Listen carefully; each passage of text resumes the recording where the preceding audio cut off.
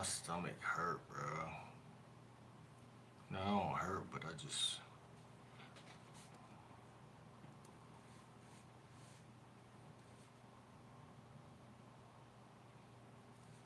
it's a little late, man. I'm gonna go live for like an hour. It's a little late, man. What's up, viewer? How you feeling? Put my headphones in, man.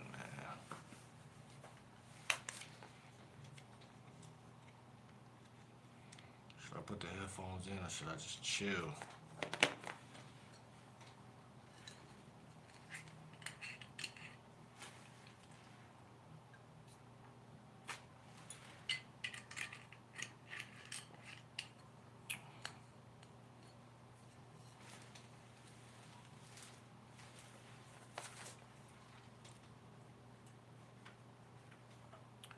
Thank you for the likes. What's up, Kev? How you feeling tonight? Thank you for the showing love. What's good? What's good? What's good? What's good? Shout out to Noda. Shout out to Kev. How y'all feeling tonight? Go ahead and sub up. Sub, like, get me in that algorithm, man. What's going on? What's going on? What's going on? What's up, pothead? Yeah, I do. Y'all should follow me on Instagram, Willard Chosen.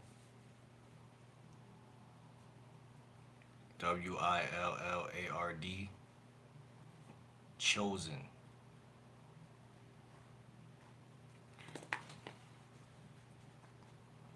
You should prank call in and out. What's up, God Complex? Yo, everybody subscribe while y'all in here, man. Make sure you hit the like button. Get me in the algorithm. Everybody sub up. You know what I'm saying? Yeah, I'm a dating coach. I'm a lifestyle coach, but I'm with the festivities. I'm with the bullshit too. But it's a little late, bro. Domino's not even open. None of them places open. Yo, what's up, John Doe? I think I seen you in here a minute ago. Yeah, sub up, sub up, sub up, sub up, sub up. You know what I'm saying?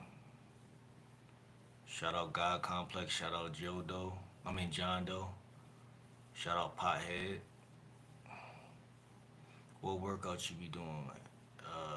I hit the gym now.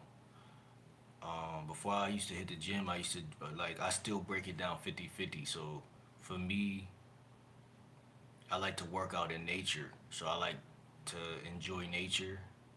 And that's obviously the simple things like going for a walk. Everybody in here, sub up, man. Hit the like button. Sub up, man. Make yourself known if you're new to the channel. You know what I'm saying? Lifestyle coach, dating coach. You know what I'm saying? If y'all got any situations with women, let me know. And outside of that, I'm willing to talk to y'all about lifestyle design too, man. So yeah, I work out 50-50, man. I break it down 50-50, and I break it down 50-50, and I really just start hitting the official gym. So for me, man, I hit every part of my body when I went there. You know what I'm saying? Thank you for the sub. Everybody sub up, hit the like button, get me in the algorithm. You know what I'm saying? You know, Game Like Will, GL Dub, yours truly, dating coach, lifestyle coach. You know what I'm saying? Get me in the algorithm. But anyway, man, yeah, I had every part of my body except for the abs, you know. And I told myself I'm gonna get on that next time, or maybe the time after next time. But I got on every other part. The legs. I'm really big on legs. You know what I'm saying? I'm really big on legs, bro. That's my thing. Um, Forehead reveal. Not to you, my boy. You don't need to see how good I look, man. That's for the bitches, man. You know what I'm saying? But you'll probably see it soon, man. I don't got a haircut or nothing. To be honest, dating in 2025, you need three things. Let's hear it, Pyatt. Let's hear it. You need three things? Let's hear it. Opinions on Julius Randle. I don't know. I don't watch basketball or football no more, man. I stopped watching that years ago. Um, I don't watch none of it, bro. No cap. I like the old school shit. What's up, Bianca Adams? How you feeling? Bianca Adams. What's up? What's up? Hit that sub. So Pothead says you need three things. He says confidence, style, and a draft list of at least three girls. Okay. That ain't a bad little. I can't disagree with that, you know what I'm saying? You do need confidence, you do need style, but style comes. A lot of these things, personally, bro, they come with the territory, right? You know, a lot of things people mention are things that come with the territory. Like, if you really approaching 5 women a day to 10 women a day, you really setting up 2 dates per week. You got all this shit mapped out. It's kind of hard not to become the guy you're trying to become. You know what I'm saying? Because confidence comes from experience, ultimately. It comes from experience and it comes from knowing your shit, you know what I'm saying? Shout out to everybody who just got in here, like the video, sub up, sub up, sub up. Shout out to Texas, man. Real shit. Shout out to Texas. I'm in the holiest. Shout out to you. Shout out to Texas. Let me see. Bianca said, "What's up, bro? 2025 GTA 6. Real shit, man. Real shit. What's up, Jessica? How you feeling? How y'all all feeling? I see y'all all in here. I'm reading through these comments. Uh, Shout out to Jessica though. Go ahead and sub up. Uh, Hit that like button. Follow me on Instagram, Willard Chosen, and stay in tune, man. I'm a lifestyle coach first, dating coach second. If y'all got any questions, let me know. Let me fucking know, man. Big shout out from Cincinnati. Shout out Cincinnati. Marty McFly sound familiar. I think I heard that name before.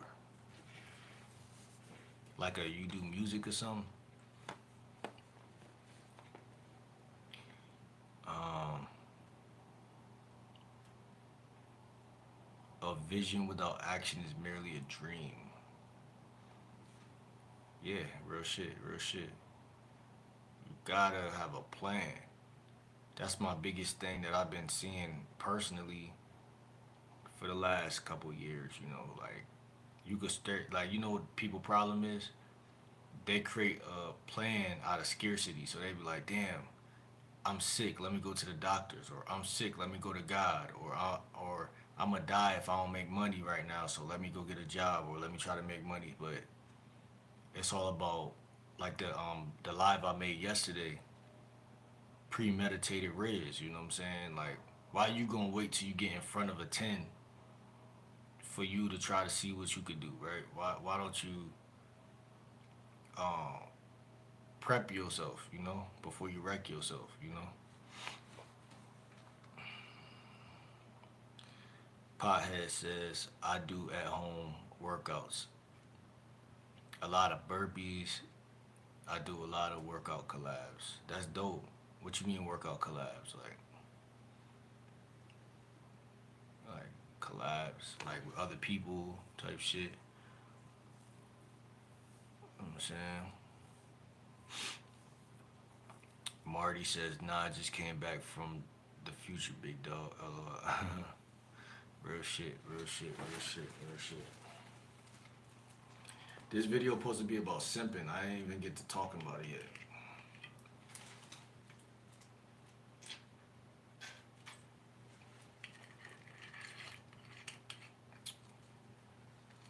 Simping is simple. If you give a fuck more than the girl, you're simping. Period. Matter of fact, I'll take it one step deeper. And this is from me to me. Nobody don't gotta eat this game if they don't want to. Uh, if I care at all, I'm simping. Because let's take a logical look. I love when I say that's a beautiful term, right? Let's take a logical look. Logic is more of a measurement type of a look, not a feminine, not a thought or emotion. It's not a thought. It's a fact, right? So a fact doesn't need you to agree or disagree. So a fact is growth happens when you do things that are uncomfortable. Period. That's we could try to make it seem like, oh, I could half step at this shit. I could be halfway whatever. But in reality, every organism on the planet wants to thrive and do better. So when you really think from a logical look, you say to yourself, okay, nothing on this planet that is actually growth based or orientated has anything to do with emotions at all. So the second that I feel anything, good or bad, I'm simping to me. Now nobody has to agree with that, because people say, "What are you, a robot? What do you think?" Da da da da da, and then we go into this other thing that is just not what I'm trying to say, right? I'm just saying from a basic level, because you can't be emotional and logical at the same time. It's like oil and water. So pick a side. That's what this is all about. Simping means, okay, I'm a man, but I want to pour a little bit of emotion in here. You know, when she pouts, when she questions, shames, guilts, I start to feel like I gotta kind of like adjust or adapt. That's simping. You ever heard the term? Excuse me. You ever heard the term things start small and they grow, right? Nothing will never grow from nothing ever. It's in history. Nothing has grown from nothing. The best way to put a fire out is to not have any matches.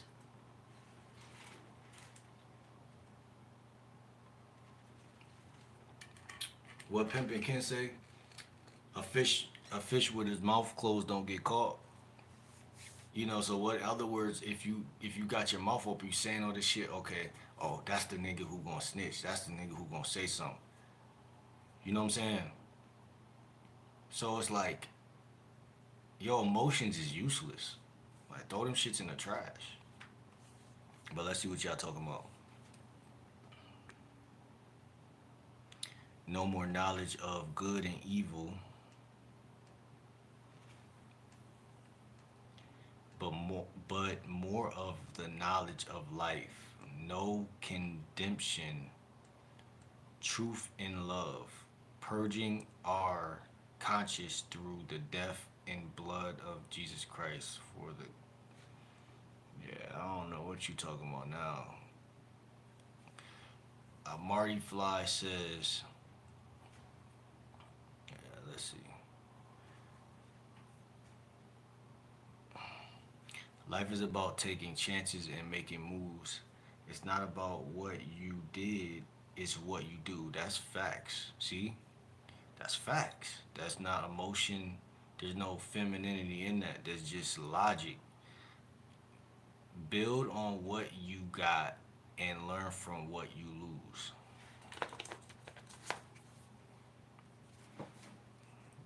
You said build on what you got and learn from what you lose. Or, yeah, lose. What? But here's my biggest question for you, because that was the like the first part of it I felt like was solid, and the second part is like kind of like open ended because okay, life is about taking chances and making moves, but that could even be disputed because sometimes you don't need to take a chance. You know, some decisions, and this is my personal opinion, some decisions require less. Like if the game is risk, which is like a synonym for the word chances, is what you're saying. Sometimes less is more. So sometimes ignorance can lead you to take a chance. So so life is not about taking chances, it's about experience. So that's why a father raises his son to be brave is what you're trying to say. But at the same time, see, I think people confuse bravery with taking chances and taking risks. Like, and when I was younger, I used to think that too. Like, damn, okay, I'm out here, and there's an element of risk involved naturally with being young and being outside, and it was attractive, period, right? But at the same time, just because it's attractive doesn't mean that that's necessarily the right answer. So instead of you want to involve some risk in your ingredients in your life, period. You want to always have a little like 15%, 20%. Keep risk in your life. Don't cut it out, but still know like damn, okay, everything don't require risk. Like for example, a lot of y'all, I'll tell you, I'm a dating coach, right? So you want to keep some risk. So like I tell you, I approach 10 to 15 women a day. That's the risk. You don't need to do anything phenomenal for you to create attraction or figure out which women want to be on your program or fuck with you. You just have to do the 10 approaches. Like I could take anybody under my wing and then he could do 5 to 10 approaches per day. And that could start to build up enough of a frequency for him to realize like okay, like next level type shit. Get on the next level. So to upgrade, the risk doesn't have to be it can be a small amount of risk. Because approaching a woman ain't really no risk. Like when I first started, that was a risk. Like, right, okay, you know, she might say yes, she might say no, but eventually it just is what it is. And to the last thing you said, it's not about what you did, it's about what you do. Build on what you got and learn from what you lose. You never lose anything. That's the last thing I wanted to say. That's why I said it was the last thing you said, that last part, it was kind of like, you know, I want to agree with it, but you know, from my calculations and my perspective, is I don't never lose. I never lose nothing. You know how? Because how can I lose? How? You lose when you don't try. So I don't be losing. And that's the biggest misconception that people believe is that they're losing something. Anything, let me tell y'all something.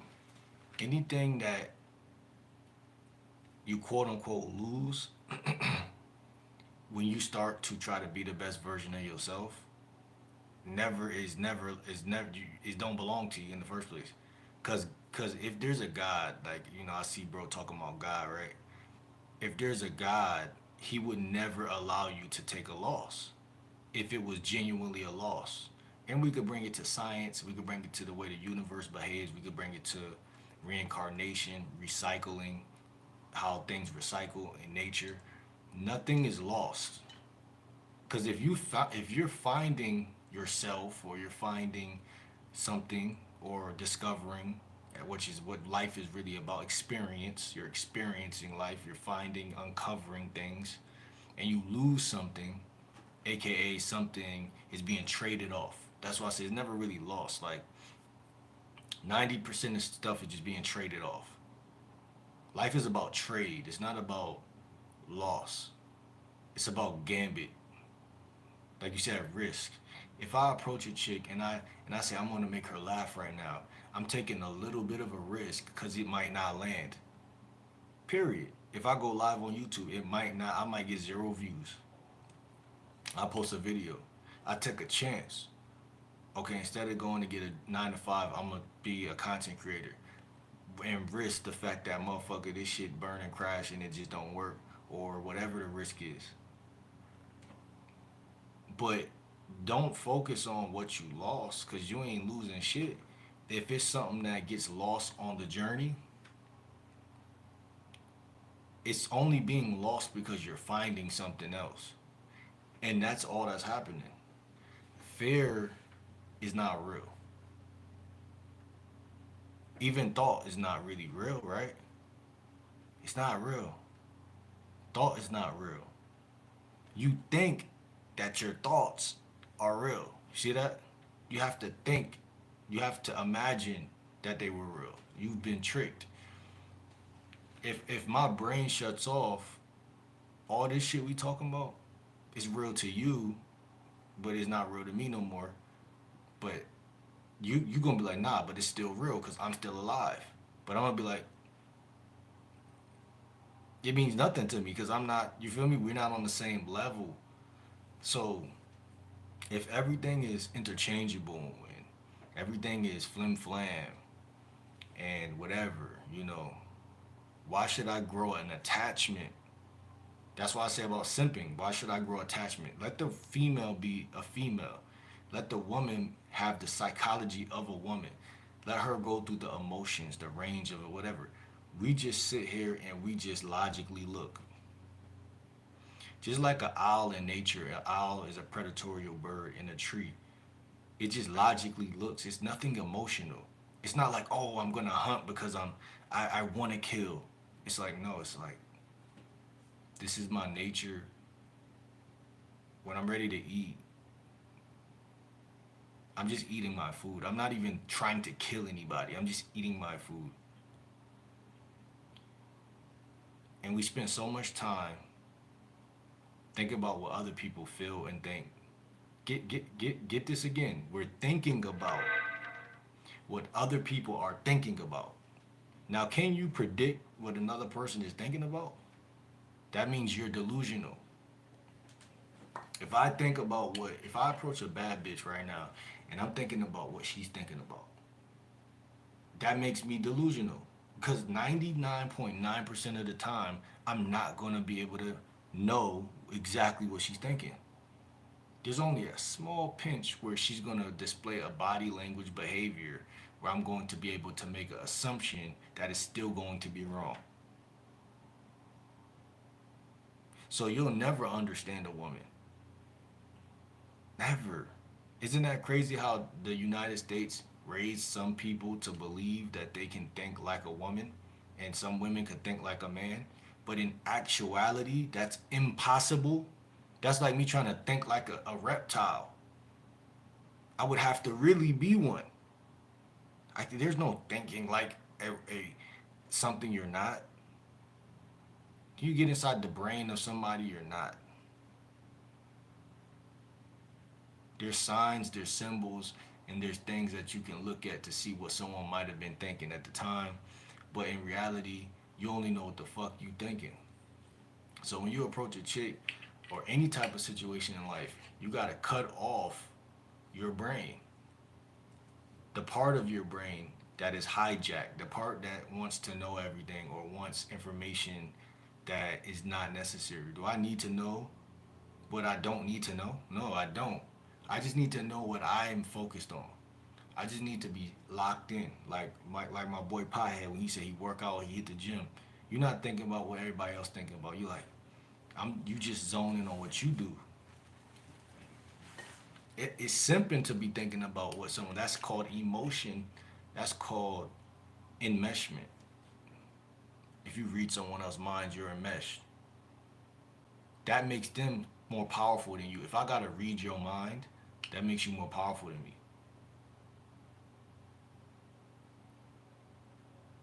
By nature. If I gotta read your mind, the game is within. You gotta stay within your own integrity. You gotta say, oh, I don't, I'm good on that. Some things in life, it requires you to say, I'm good. And that's why I say, when bro said, life is about taking chances and making moves, I don't agree. Because it's a good statement. It sounds good, but you gotta break it down. Life is not about taking chances and taking risks. I'm making moves.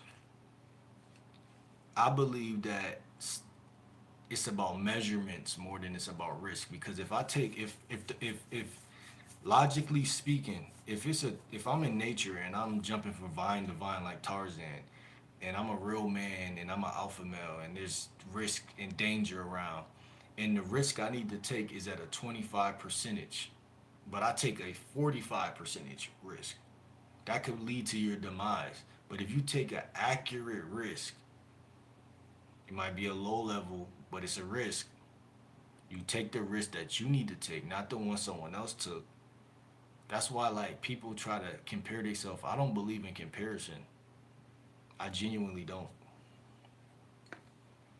I don't believe in comparison. I believe in individuality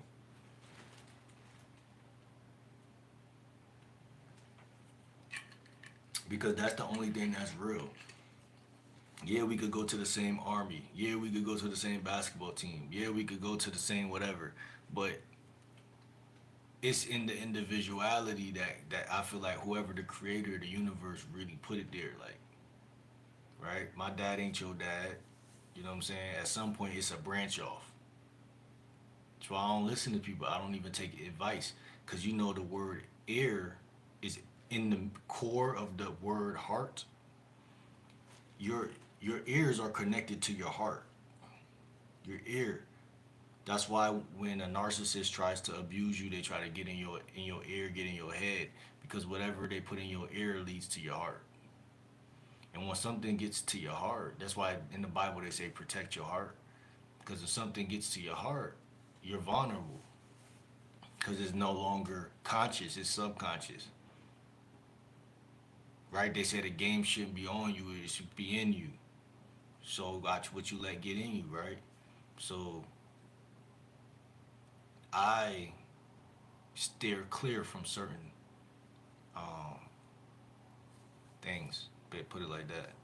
So yeah, I wouldn't say it's life is all about taking chances and making moves because sometimes, and if you play chess or whatever, sometimes you don't need to make a move. You need to what is it called? Meditate on. Because if you ever notice, if you make a quick or a hasty move, you like, damn, like you know, like I just played chess like an hour ago, and I played puzzles, and I was like I tried to figure out the puzzle, and I fucked up, and then they let me do it again, and then I got it right, and I was like, oh shit, like it's not whether I got it right or wrong. It's more so about when I get it right, asking myself, what was it? Um, why did they give me this puzzle? And once I figured it out, why would I take that move over the move that they said was wrong? Because when you're playing a regular chess game, you can make any move. But when you play puzzle, they force you to make the move that they thought was the smartest move. You got to ask yourself, why did they think this was the smartest move? So it forces you, if you take the time, to think about why was this the smartest move. So sometimes the smartest move is to sit and wait and think about why this move might be the best move. So when you see a guy talking to a woman and it's very cohesive and it's in sequence, you don't understand that that's just unfolding perfectly like a chess game. And you got to ask yourself, even when talking to women, sometimes, why would I make X move over Y move or over Z move? Any moves that comes to your mind, you're right in front of a chick, it's three moves right there that you're thinking about. Maybe you only got one move that you're thinking about. Everything else is cluttered for now. Well, you're fucked because the chances of that one move being your best move is a lie, typically. And that's why game is something that is, it's not about emotion or feeling or risk or chance. It's not about chance or risk. It's really about measurement and looking at what is the best move. It's about accuracy. Life is about accuracy. And I think that's something that is not, it's underspoken, but it really is. It's about accuracy. Because what's the most accurate move in this situation, right? That's what you gotta ask yourself. And what's crazy is the more information you got, the higher the chances that you're gonna hit what it is, but at the same time it's still a chance, but that chance can be lowered, but it's never always all the way low.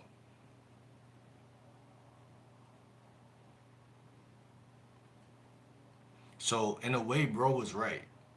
It is about taking chances, but those chances can be, it's the chances could be lowered. That's what I'm basically trying to say.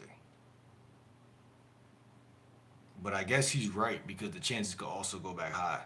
And it really depends on what type of chick you're talking to, and how much interest she got in you. And I'm comparing this to dating, obviously. But it's the same thing even with just life in general. Uh, what type of life you want to live, where do you want to live, based on what statistics, and what type of life do you want for yourself. It all could be measured. It all could be measured. Or you could just live aimlessly, right? We all see how that turns out. Let your parents choose the neighborhood that you grow up in and you stay in for the rest of your life. And you see how that turns out for many men. But it's calculated risk. But every risk can't be calculated. And I think that's basically what bro's saying when he say life is about taking chances, but it's still a tricky statement to make because he's not saying life is about taking calculated risk. He's just saying risk. But it's about both because you gotta have. I don't know. I don't know. I think it's about both. But I'd rather take more calculated risks, and it's both. I can't say more or less, but it's both. Like when I play chess, I really just I take a lot of just gambles. Like you feel me? But it's because I know I can spawn again. You know what I'm saying? If I lose the game, I could play again. With life and with dating, as we can all agree to, you don't get too many chances. You mean you probably do recycle, like we said about you come back. I believe in reincarnation, and everything in science points to that. You know what I'm saying? That we recycle, even just from what we could see on life. You know, in within our 24 hours a day cycle, everything recycles. Like, you know what I'm saying? Like, um, I believe life is so evident and in our face that people just like, oh no, it can't be that. You know what I'm saying? Um, People want to believe the hype of death and how scary it is and shit like that, and people want to believe that, you know, in fear. You know what I'm saying? And again, that's why I say, just to go back on what bro said one more time, is it really taking a chance? If you have no fear, does that make sense to anybody? Like, okay, yeah, there's a chance, but chance is about perspective because when you, like when I was younger, right, I took a chance to learn how to do a backflip. I wanted to learn that shit. I learned it, but I had to, at some point I had to take a risk because I'm like, I never did it before. So that first time you're like, oh shit, that shit was crazy. I just did that shit. But once you learn it, the risk is basically taken out of the equation to the point where you're doing the backflip off of things that you never expected, right? So you're basically thriving in that area. So at that point, you could do it in front of the people at your school. You could do it in front of the bad bitch.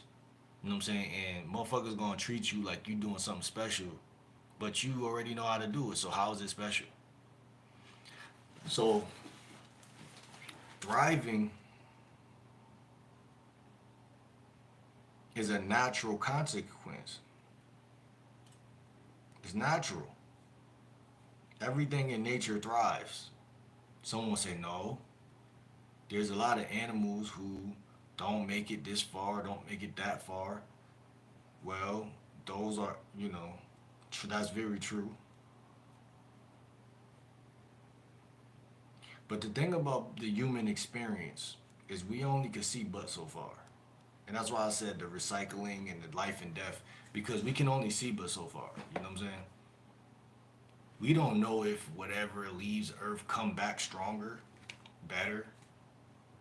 Some scientists out here probably know, but we don't know. And what we don't know, we're not supposed to know, in my opinion. So again, it gets to a point where I don't believe in risk.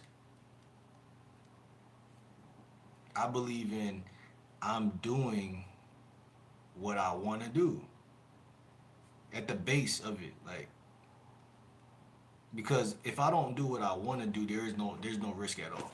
There's no fucking risk. I have to want to talk to the bitch. So if I'm doing what I want to do, is it really a risk, or is it just a guy that's trying to see what's up with this bitch? We call it a risk because we don't know what else to call it. But it's just a guy going up to a bitch and saying what's up and trying to create conversation to create a connection. And what I'm saying is the more you do that thing, like Kobe shooting a jump shot, that's not a risk to him. That's not a risk to him. But it's a risk to somebody who just got off the bench, who's trying to see if he could finally do it. But to Kobe, it's just like, oh yeah, give me the ball because I play this shit. I do this shit. And so risk is a funny word, but or taking chances or whatever. But you right in terms of like when you're trying to learn something new, you have to break that fear, that initial I can't do or I can't get over this hump. You got to break that shit. Um, and you're kind of right about it's not about what you did because people live off of the past a lot. So that I would agree on too. Say it's what you do. It is what you do, and that's facts too. I'm gonna go ahead and agree with that. Build on what you got and learn from what you lose. And I can also attest on that just because, but not fully again because again, I don't build on what I got all the time. Like I do, but I don't. It's 50-50 because it's like I don't like the idea of having something. You said build on what you got. Like you never really got nothing in my book. Like you know what I'm saying? Like you know you got something when the shit will never get away from you because you possess it. And we as humans, I don't think we possess much. We possess our our soul at the time being. If you're lucky enough to be somebody who understands the power of your soul, you don't sell it or do nothing stupid. We have certain things for a moment in time, but a lot of people, as humans, we all different. You know what I'm saying? Um, build on what you got and learn from what you lose.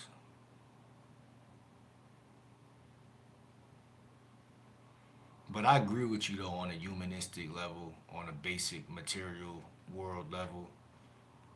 You can only build on because how can you build on what you don't got? You know what I'm saying? Like if I don't got you, if it says it's a bitch, if I don't got her, how can I can't do anything with something I don't got. That's just kind of common sense, but you right in terms of common sense ain't even so common, so somebody might need to hear that. But most guys gotta ask themselves, what do I got? And what do you call a got versus a thing that you know the saying, oh, that ain't your bitch, bro. It's just your turn with that bitch. You know what I'm saying? Do you really got her? Because that's also a perspective thing. Like, motherfucker think he got something he don't even got. That's why I'd be like, okay, let me really, it's certain things in life. Anything could be challenged or took from another person. From your life to your bike to your chain to your watch to you know what I'm saying. So it's like, how you know you really got something? You know what I'm saying? Like I think that's also a hoax. You know what I'm saying? You never really got nothing. And I think when guys think this way, they change the trajectory because the universe don't go off of delusion or fake. It go off of accuracy. Like I said, and when you are the type of person to understand you don't got certain shit, that's when the universe will give you it. Like, okay, he know he don't got it. So now he's eligible to get it. You know what I'm saying? Oh, I know I don't get no bitches. Now you your ears are gonna open up to that knowledge where you okay, you're susceptible because you can't get to that game quantumly. You can't get to that game until you are honest. You're like, nah, I really don't. I really ain't good at this. I really ain't. So I'll even say shout out to Mr. Lacarga. I remember I heard him say that to somebody on a live call. He was like, "Yo, just make videos about your honest spot that you're in, cause motherfucker be trying to act like they got all the bitches. Just talk about your real life. You know what I'm saying? So it's more about accuracy, bro. A lot of shit, bro. Accuracy, cause people try to grow from a lie, but you really grow from the truth. But when you're the truth, you can actually grow. So that's just some real shit, and that's more of an integrity. It's more about integrity. Um,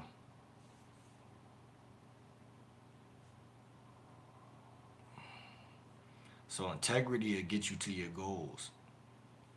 Anybody in here got any goals? It'll always be integrity that'll get you to your goals. It'll never be just hard work. Like it's a lot of people who they chase they tail or they do the whole beating up the pinata type of activity, but it's like nah, like you're not gonna thrive from just hard work. You know what I'm saying? You might um, wear yourself down or wear others down, but it's a game of integrity. Um, so yeah, you could take chances and make moves, but you gotta actually actuate yourself and acclimate yourself to what's really real, what's really honest. Sometimes you even gotta journal. Sometimes you even gotta go back into your past and think about things like that. You know what I'm saying? I know I'm being a real nigga when my mind is when the memories from my childhood and my past are very, very clear in my mind. Because who you were before whatever it is y'all went through or whoever y'all got around as y'all became older guys, like that was the realest nigga you will ever be. Cause there was no facade. There was zero facade. You couldn't even try to have a facade. You see what I'm saying? Wherever a person could fake, they gonna fake. That's been proven, bro. Wherever a motherfucker could fake it, they gonna fake. So to be a real nigga is to cut everybody off and really know yourself. Because at the end of the day, that's all you got. And so, like I said, that's why I feel like you never really lose nothing in life. You just don't. You gain. You don't really lose. Cause when you gonna be preoccupied with whatever it is. If you love yourself, if you an honest person and you really you preoccupied. So to be preoccupied, you can't even miss nothing. I can't miss nothing. If I'm approach a chick and you getting rejected a lot, you gonna feel some type of way, right? Because you are being bombarded with rejection. But then as soon as you get that one chick that really fuck with you gonna forget that you was getting rejected. Cause she gonna cover all the grounds and all of the shit. The time is gonna be a time warp. You're not gonna remember them bitches who didn't have time for you. Because you're gonna have be hit with that influx of information that says who those bitches were strangers. This bitch has became someone special or someone of importance. And that's why I say you simping by giving a fuck up if she come become important too. Because okay, cool. You understand and you appreciate what you got, but that's as far as that go. I believe it's a thin line between appreciation and negotiation. I ain't negotiating shit, but I'm appreciating everything. You know, if you fuck with me, I appreciate you heavily, but it ain't no negotiations. As a man, how are we gonna negotiate? Because we all know, as a man, the way, unfortunately, how it is as a man, you can be either a mouse or a man, period. And no one gonna help you or tell you, like a woman is not gonna tell you, oh, you can eat more, or either other men never tell you, oh, you can, you could bully me, right? Or, oh, you can do this to me, right? It's like, no, it's like based on how you felt about yourself coming into the situation and based on how aware you were of the power that was on the table for you as a man and what was actually um and that's why it's important to hang around people like that actually take risks like bro said and I like the risk takers. Like I feel like when I was growing up I was around people who was ahead of me, you know what I'm saying? And because some was older and some was really they were wiser in that streetwise way, it was easy for me to look up to them, and it was easy for me to actually be on that wave. You see what I'm saying? And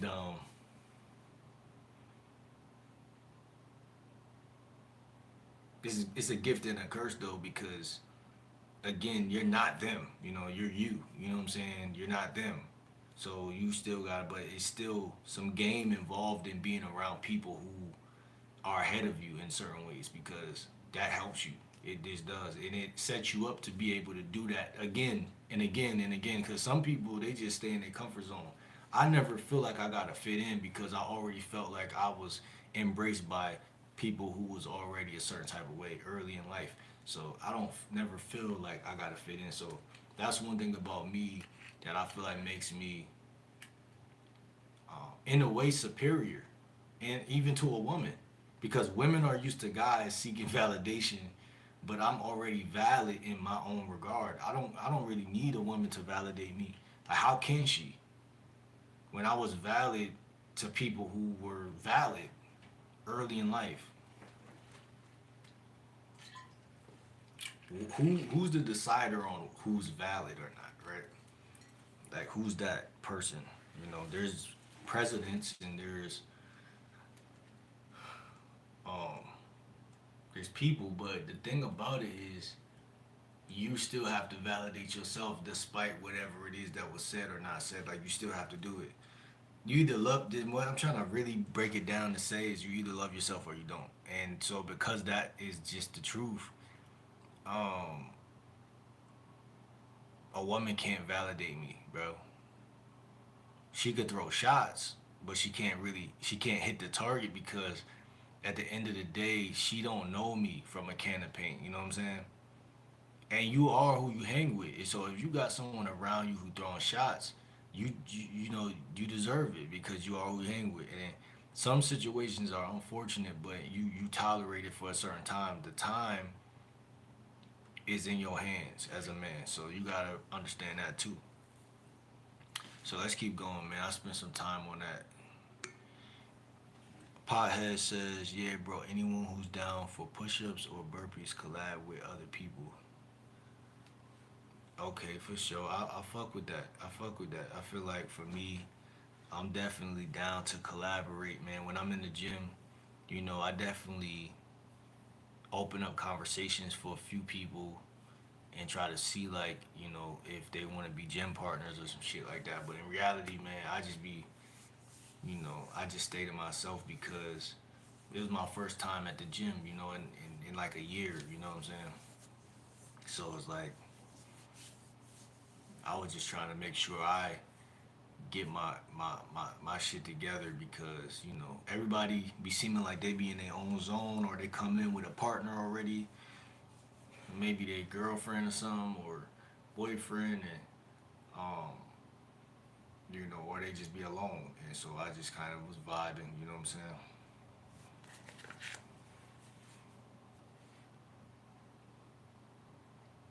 So like, yeah, I meet people at the gym, but like, you know, that's really what it be, bro. Holiness say brokenness builds character. Let me see. Brokenness builds character.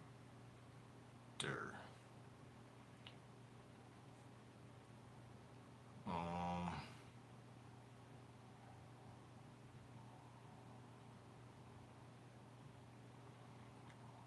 because of the body, flesh can be broken for spirit. Brokenness builds. That makes sense. That makes sense. I mean, it makes sense because I've seen people with good spirits. Like, and I say the word good. I don't know if that's the right word, but I've seen people with high, like, confidence, I guess, which could be, I guess, a certain type of spirit, but like that had um, pain, that had pain in their life, if that makes sense, I guess. So I feel like those are correlation for sure. And even with my life, you know what I'm saying? Like I do feel like there's a such thing as highs and lows, you know what I'm saying? So it's like it's just like it is what it is, you know what I'm saying? Um, so I could see how that could be a case. Marty says,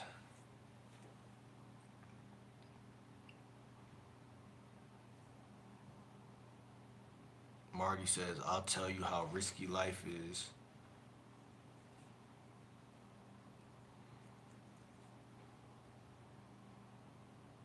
Big bro, we won't get out alive.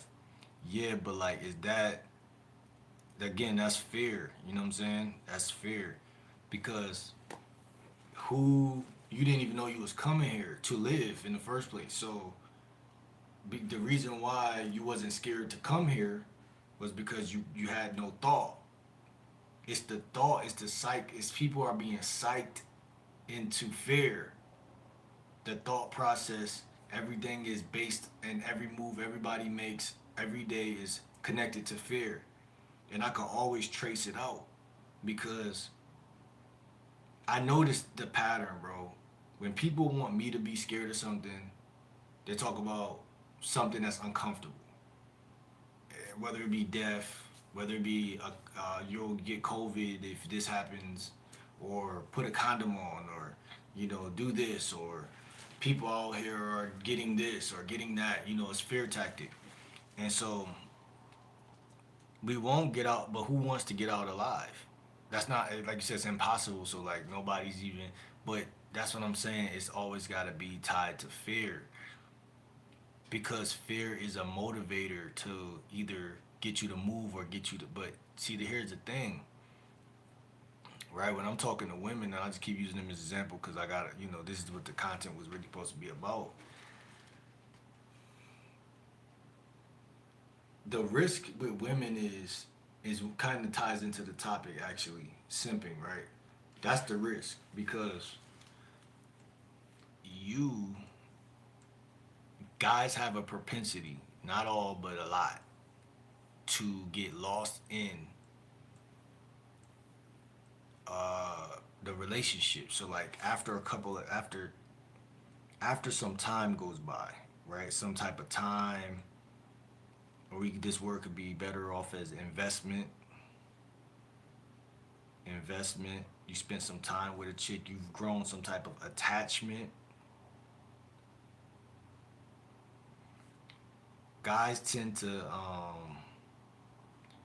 feel some type of way about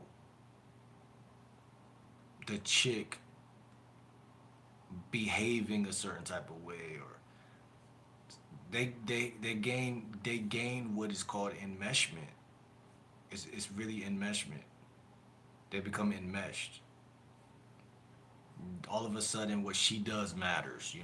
That type of shit. What she does matters. Before you met her, when you just met her, when y'all was like 2 weeks in, You know what I'm saying? You was vibing. You know what I'm saying? You was chilling. As time unfurled, all of a sudden,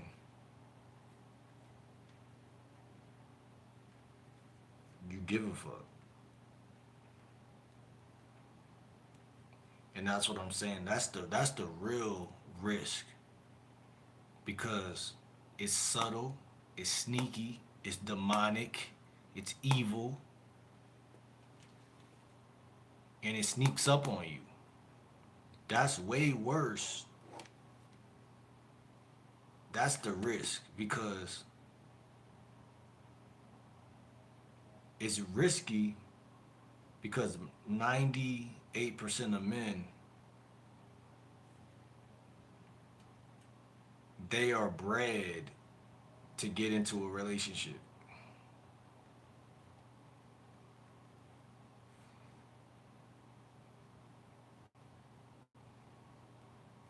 Because the truth of the matter is that when you were single, like me right now, you can just have fun. Like your life belongs to you. It's yours. You know what I'm saying? Once you pair up with somebody, that's when shit start to feel fuzzy because you like, oh shit, like you know what I'm saying? I care about this bitch. I don't want her to do nothing crazy. I don't want her to get dumped. I don't want her to get fucked on.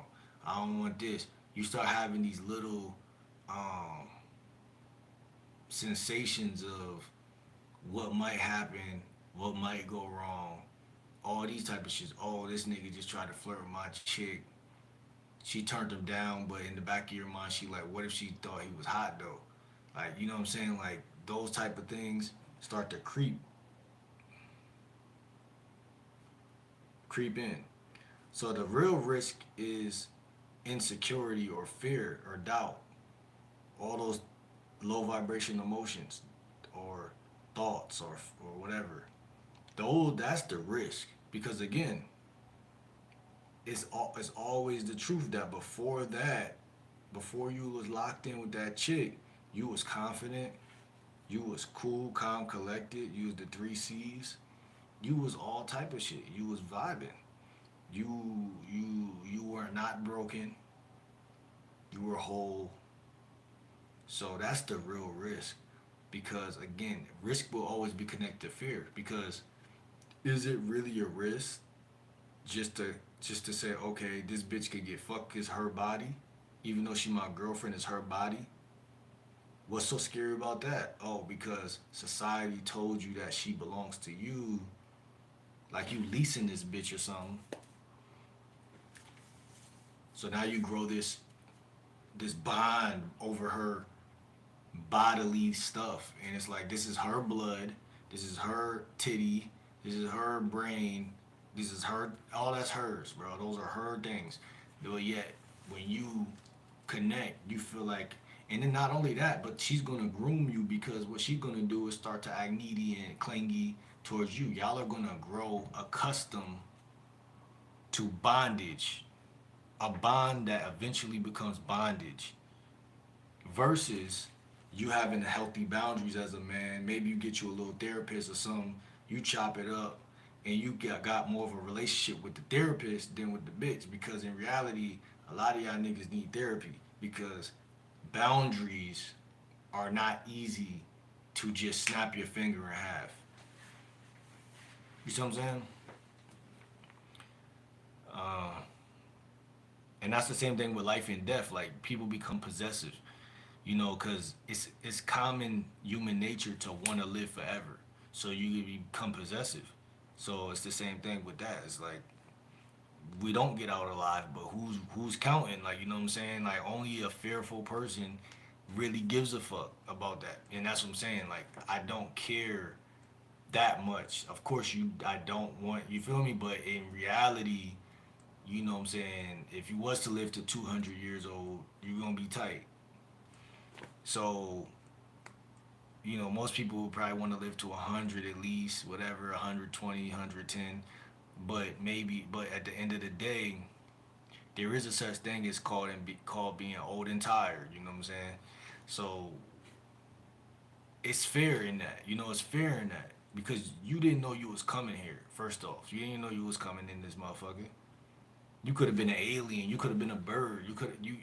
You just only knew once you opened your eyes and started crying. Oh shit, I'm kind of okay. I guess I'm a human. I don't know what we are, but okay. You wasn't even think, but see, you've woken up into this world. You know what I'm saying? You've woken up at some age. You know, somebody did something. You got into a fight or something, and you realize, oh shit, like I'm really a human. Like you had to be um, unearthed or unwoken up into this shit at some age, right?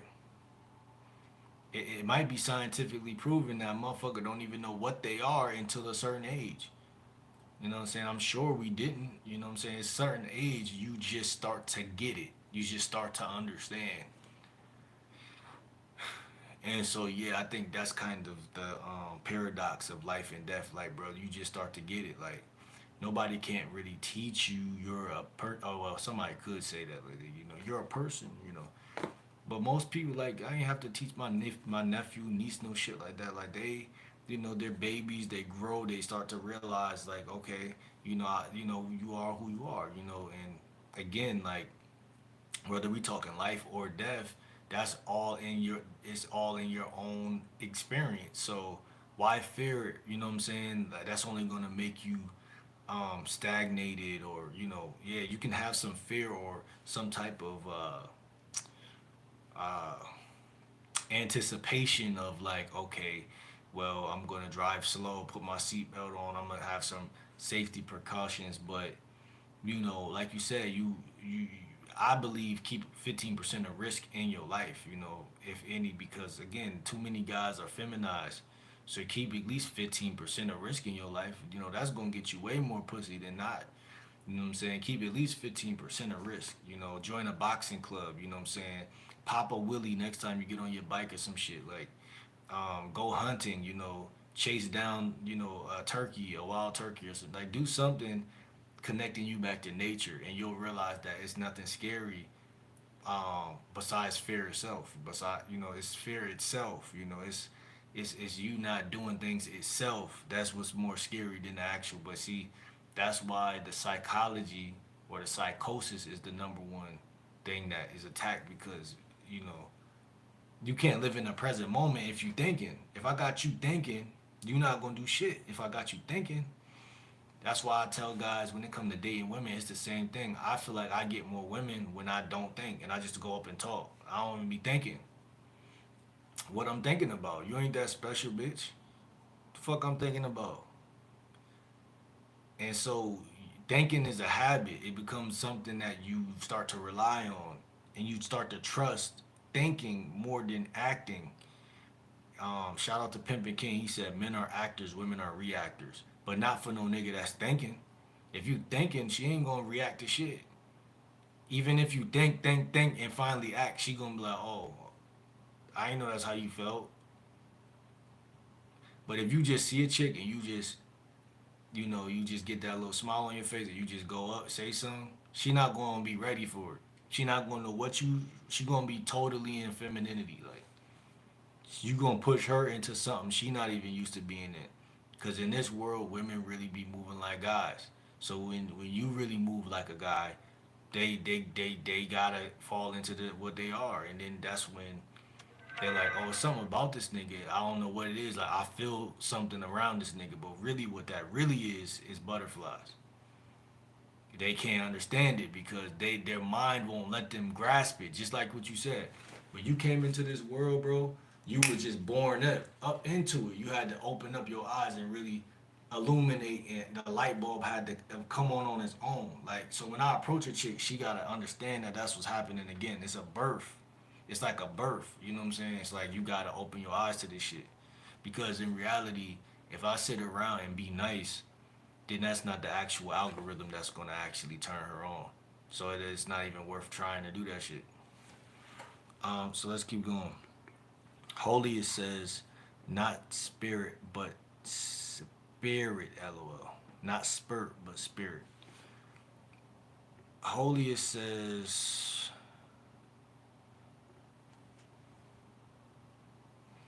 you have the power to create a desire on. You have a power to create a desire on. A desire on. Wait, you have a. But you have the power to create a desire and build on it. Desire and build on it.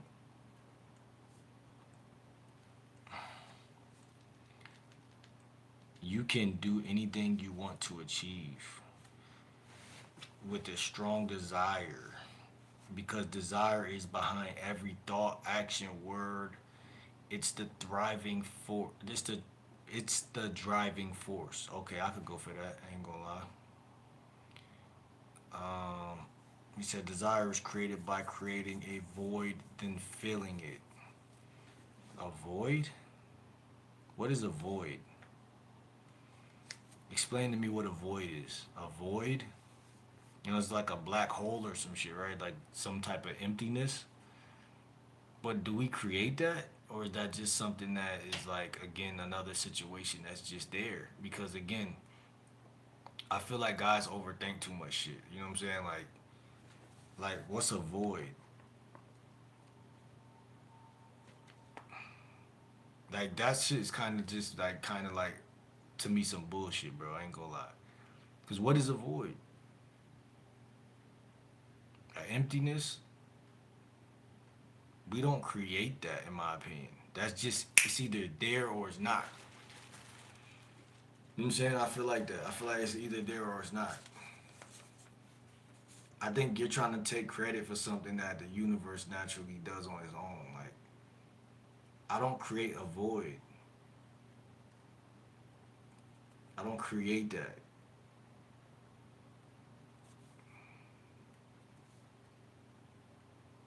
I believe that the earth was here before us. And there's certain things that happens that even if we leave the earth, it's gonna happen. Might not be to us exactly, but it's gonna happen to somebody. And because it's your turn for it to happen to, you're trying to say you create a void, but you're not creating that. Now, if you're gonna do something about it, that's your choice. But that has nothing to do with you creating it.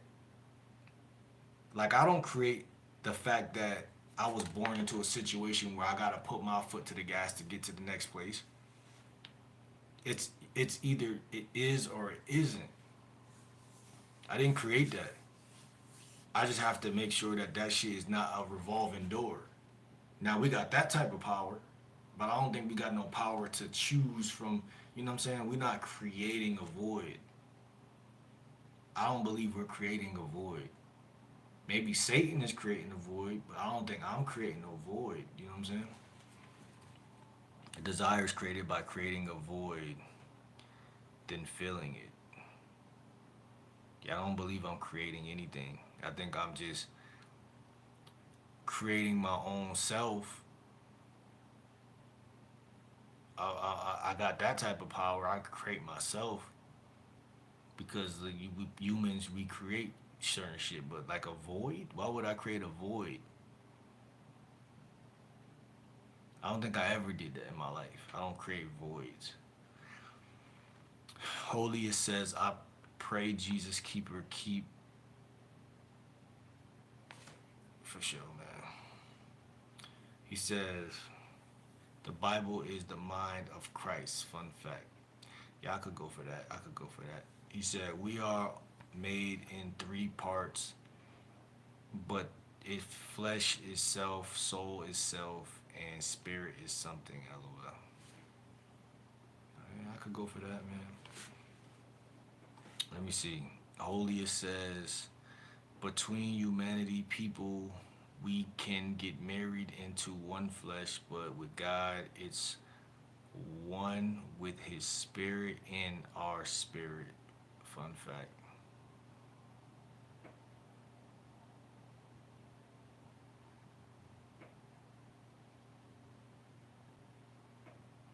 we get married into one flesh. But yeah, that's what I'm trying to say. Like, man, guys just gotta understand. Pick the right chick, man. Just pick the right chick.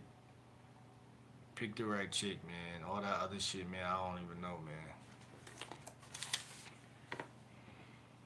Um, Marty says everything in life is risky. Everything in life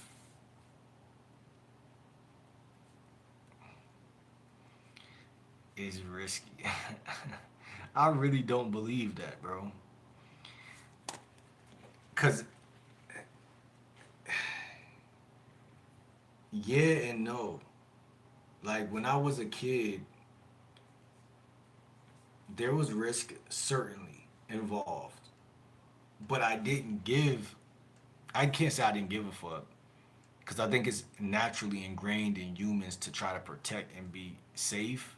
But that's coming from the psyche. It's coming from the mind, and I'm not a slave to my mind, so I don't believe. I don't give power to the mind. I give power to action. That's masculine to give power to action, a call to action. I don't give power to the mind because your mind can be manipulated. Your mind, I don't see that as that, but like again, everything has risk. You said everything in life is risky. I believe that some things are risky and some things have less risk. Like is less. Like some things like again, going up and approaching a chick, that's not risky. Like like there's probably some type of indirect risk. Like she might have a boyfriend. Kobe shooting a basketball. The risk might be, oh, to me, I'm just shooting a basketball, but I don't know that this is the last basketball I'm going to ever shoot. So in some indirect type of fancy, sophisticated way, or some type of spiritual astrology type of way, there's some risk in everything. But in terms of just like action and reaction, karma type shit, it's like how is it a risk if it's going the way that the universe was made to go? You get what I'm saying? Like if it's karma, if it's action and reaction, which is everything, the fear just doesn't have the fearful part, like the caring part, the simpish part. Like, oh, like for example, everybody's probably been cheated on. Like there's you could go up to anybody. Like if you stand outside of a store and talk and ask everybody, like, yo, have you ever been cheated on? Have you ever been? Everyone gonna say yeah, right? So if everybody's saying yeah, that's just a pattern. And if it's a pattern, then what's the fear for? What is the fear for? Because everyone's been through that. So what's fear? Fear is something that based on how much you believe in it. Because it's not real. It's just something that you're giving power to. Everything in life is risky. I can't vouch. I can't vouch. I can't do it, man. I can't buy into that thought. Cause I'm the type of nigga who I take I take I take the power out of that shit. Like when I'm out in the field and I'm talking to women or I'm doing whatever it is, yeah, some things get pretty risky in life, a lot of things. But it's really fueled by just like a bad dream. Like a lot of niggas they have bad dreaming, but then when you realize like, damn, hold on, this is a dream, it loses all its power. Or you're scared of some type of horror movie and then you know, or you scared to get into a fight or some shit and then you get into the fight and you're like, oh shit, that was kind of thorough. I'll do that again. Or there's many situations like that. So how is it risky if the shit is just in your head? Like, you know what I'm saying? How is it risky? Like I understand certain shit is painful, but that's different than being risky. I feel like risky gives it this edge where it's like, like everything is about risk. Like it sounds so cool, but it's like it sounds cool. Like James Bond, everything is a James Bond movie. But it's like, bro, just go talk to that bitch. You see what I'm saying? The more you do something, the less scary it is. So just keep doing the thing, and eventually it won't be a thing. It will not have that type of effect. That's all I'm trying to say. I'm not saying that there isn't objectively some risk there. I'm saying subjectively that risk could be shrunken down so small, depending on who's looking at it, that it's just not. It's just it's comical. Like one person could be so scared of something, and one person could just look at that shit like, man, that shit ain't shit, man. So I just think that's objective, bro. Like, certain words people use is like, man, I'm not really, everything in life is risky. Getting married is risky.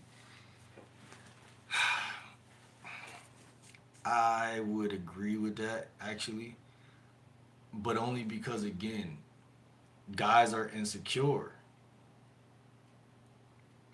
So it's not just getting married at that point. Even going up, talking to a bitch and fucking her and putting her on your roster is risky then at that point, because a guy with a hole in his heart who doesn't love himself is naturally going to give a fuck and ethically about somebody else. He's going to overly give a fuck.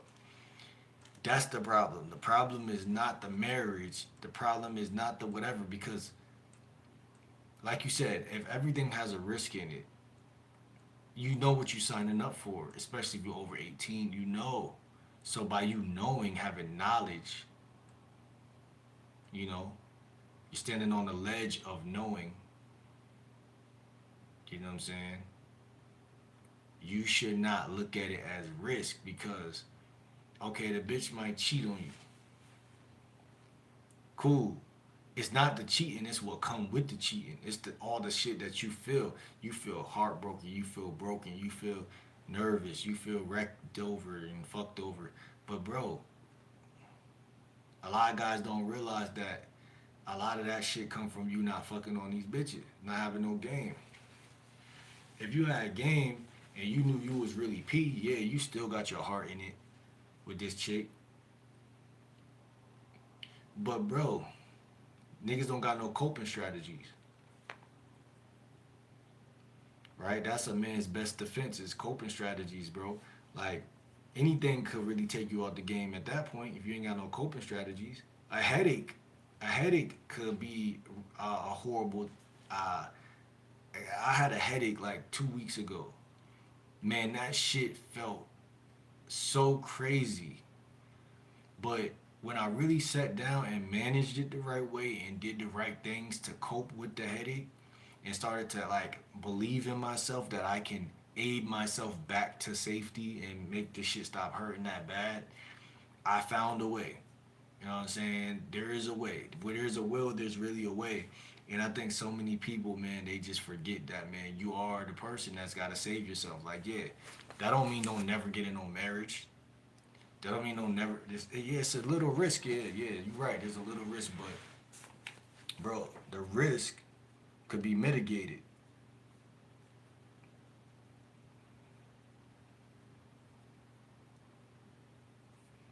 The risk could be mitigated. So if the risk could be mitigated, then I can't give it no power because it could be mitigated. That's what I'm basically trying to say. A bad dream could be mitigated. You know what I'm saying? A sickness could be mitigated.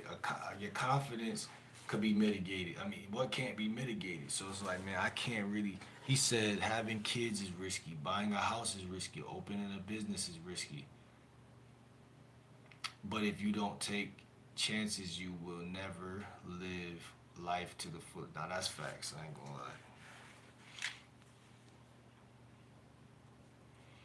You gotta take some chances, man. Gotta take some chances, bro. You can't take chances if you don't got no game. If you type in the word game on the synonym app, what's the word that pop up? I forgot. Something like uh, bet or like risk or gamble or some shit. Gamble.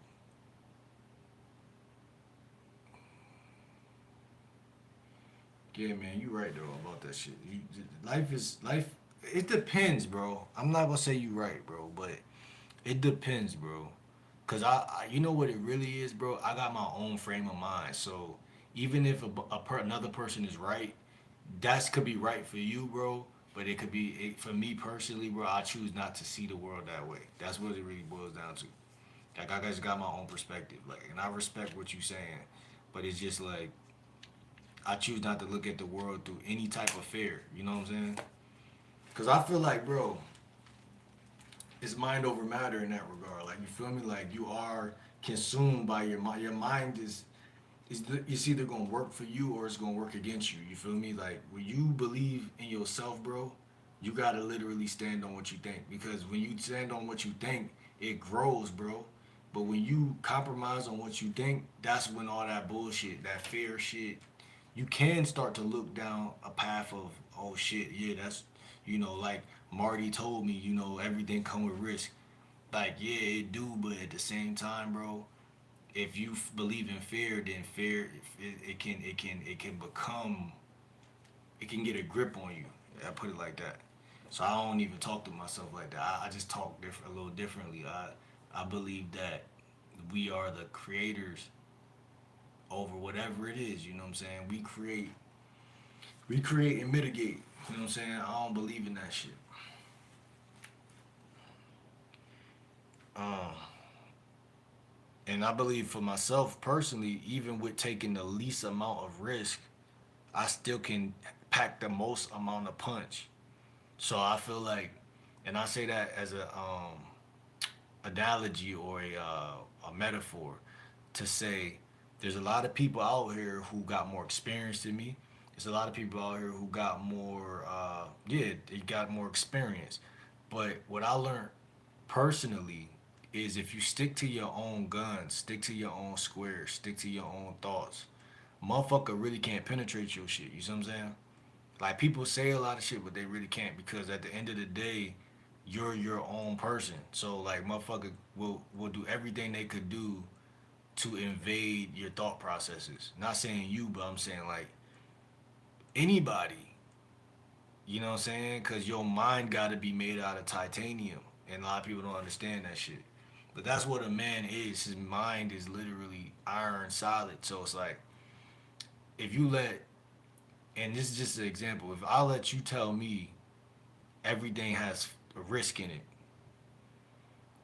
that's not disagreeable. I can't really disagree with it per se. But in a sense, I don't gotta buy it either because it's so specific that everybody thinks something about everything.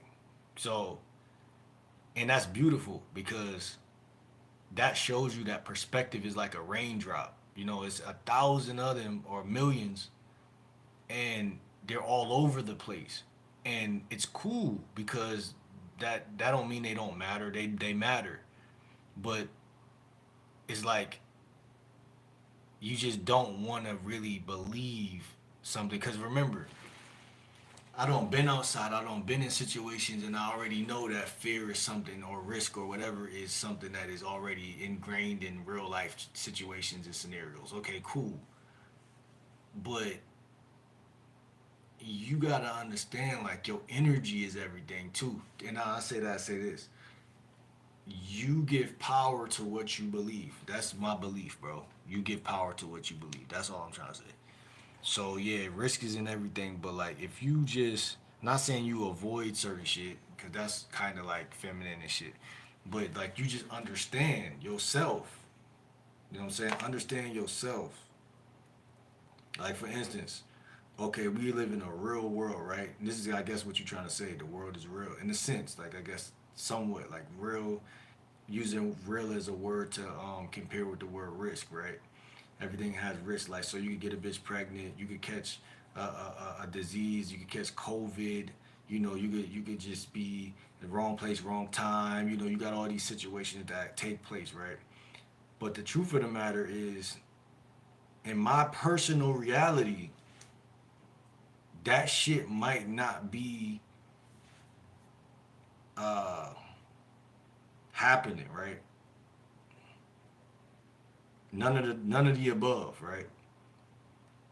But through conversation, and this is my personal opinion, is YouTube, we going live, we having conversations, and open conversations with people. Somebody can do this funny thing called penetrate my thought process by telling me something that otherwise I would never ever believe or give light to at all. You know what I mean? And many cases, that's the beginning of the end. Not because you're right or wrong, but because that ingredient does not belong in my mind. For whatever which reason. I don't know the reason. I don't know the reason.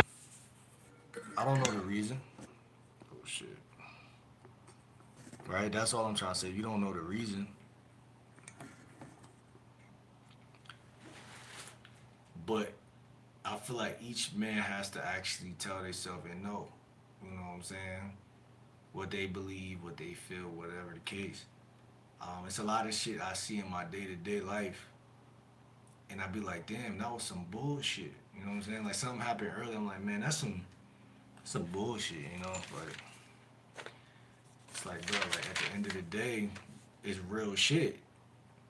I have to adapt to some real shit. I have to adapt to some real shit. But when I adapt, I have to actually um, adapting to a situation is personal. That's what I'm trying to say. I know that shit I just took y'all all around, but it's personal. So I'm not saying what Marty said was wrong for whoever listening. I'm saying that the way he worded it, I might not word it that exact way. That's all it is. But he said some shit though, but I just might not word it that way. Avoid is separation from things. Okay, I get what you're saying. Like people separate, they create a void. They create their own separation from things, meaning they feel separate versus connected to things. Like so, then they try to close the gap on whatever it is, type shit. So that might, I guess I could see that from a spiritual perspective. A void becomes if a void wait, if void comes of something that's natural, if for a strong desire for you are waiting, or a strong desire for something, or a strong desire for nothing, or a strong desire for what you don't want, but you can create barriers in that. You want some real spiritual shit, bro. I see what you're saying, bro.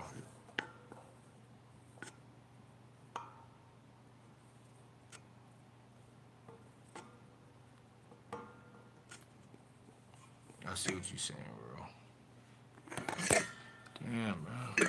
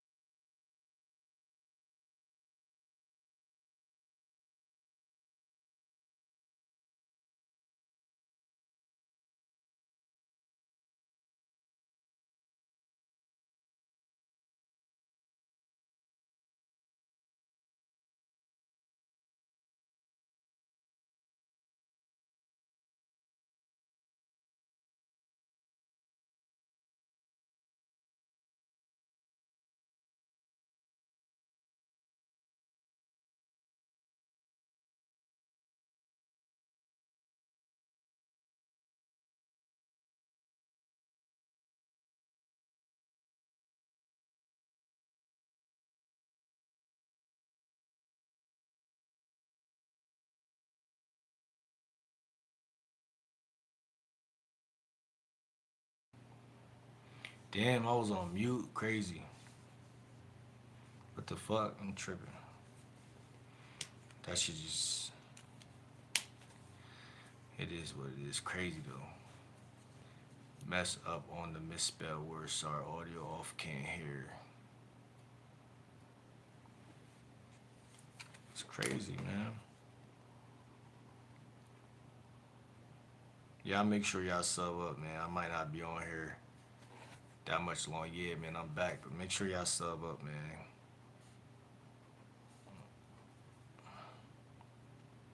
You know, I'm getting in that zone right now, man, where I'm ready to lay down and chill.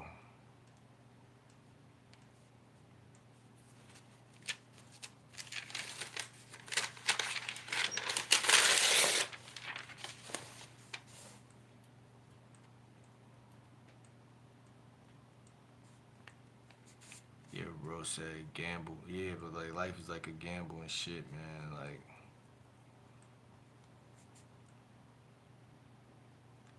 take it easy, big dog. I subbed in. Like, shout out to Marty, man. Real shit.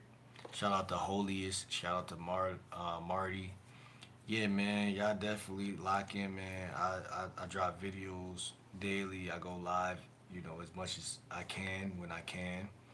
Um, y'all gonna start getting a lot of content, bro. Like a lot. I'm saying this is, you know, this is what I'm into, man. Dating coaching, lifestyle coaching,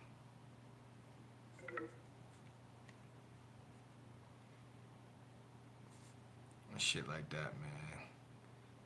Yeah, man. Got you, got you, got you, man.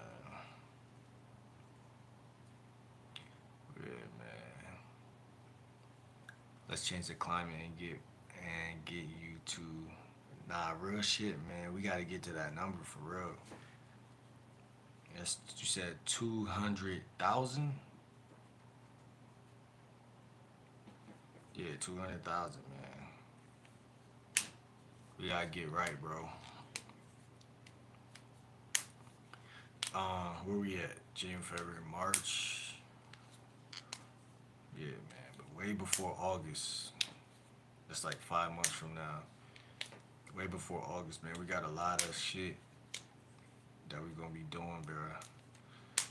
You know what I'm saying? Also, man, I got a Patreon. You know what I'm saying? Y'all check that out. If y'all want a shortcut way to get there, either y'all can follow me on Instagram too at Willard Chosen. Willard Chosen. WILLARD Chosen. You know what I'm saying? Y'all could get to my Patreon through there. Um, and just check me out on Instagram. If you don't want to lock in on the Patreon, that's cool. But you know, just follow me over there and just stay in tune with your boy, man. It's all different type of shit. You know what I'm saying? I'll be posting over there stories and stuff like that. Uh, yeah, man, it's many different topics, bro. That's the thing about life, bro. It's many different topics, never ending, bro. But yeah, it's a lot of exclusive content on the Patreon. That's where all the exclusive content, bro.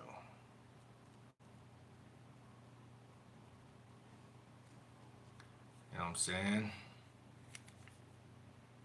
So yeah, man, y'all lock in with the kid, man.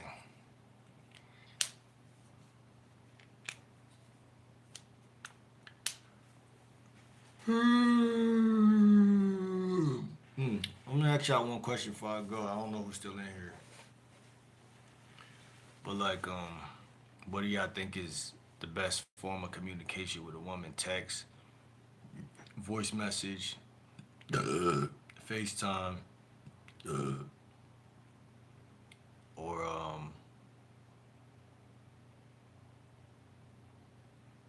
what you can call it, phone, like photos or some shit. I forgot the fourth one. But I'm working on this kind of like a product, something on the Patreon where we talk about the I call it the Fantastic Four ways of communication. You know what I'm saying? It's for, the Fantastic Four. You know what I'm saying? It's a lot of people.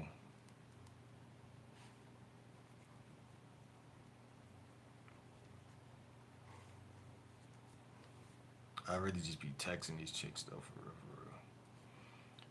But it's multiple ways.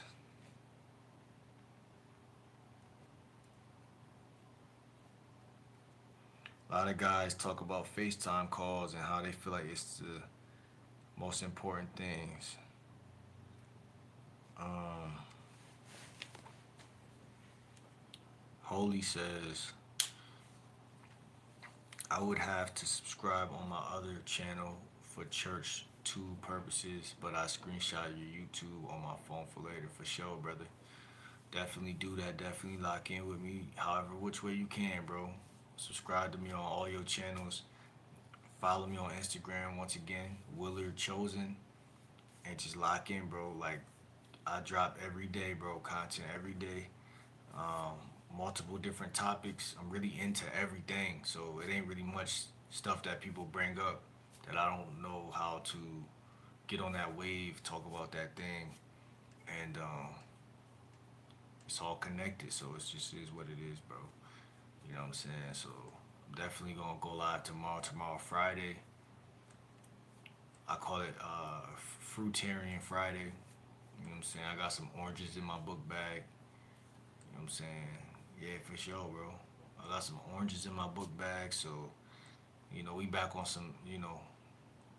We're going. We're really in the fight. I ain't gonna say the fight of our life, but we're in a fight right now to really kick these bad habits for real, and really, really, really. I feel like the devil's trying to grandest to like try to like intervene with my growth. You know what I'm saying? Like little vices has been kind of trying to swarm in, come under the radar. Certain vices and shit, and I'm very hip to it. You know what I'm saying? Ain't nothing I ain't never seen before, but I feel like the devil comes in like how a shark it encircles its prey, and it comes around, and then it takes a bite, and then it goes, and it's almost this pattern where you kind of get at the end of the day fucked over versus getting fucked over all at once. I think that's kind of how, if I had to make a metaphor for how Satan be trying me, it's more those type of patterns. It's never really just all at once. And like I said, man, I got my little vices. I think maybe even being more transparent with YouTube, man, because one thing I know about myself, I don't always do that. You know what I'm saying? Um, the way my life is, the type of human I am, type of person I am, I don't always do that shit. So it's like certain things. I think bringing certain things to the platform makes it just like more real. I know guys talk about their porn addictions and shit like that, but for me it'd probably be some vices that that be trying to slither into my life, and I'd be like, what the fuck? How did this even?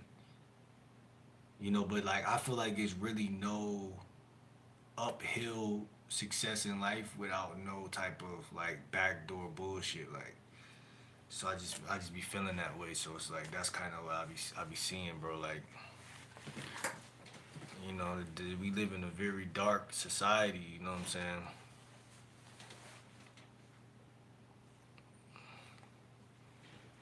He says all unseen and visible enemies are nothing with the right mindset.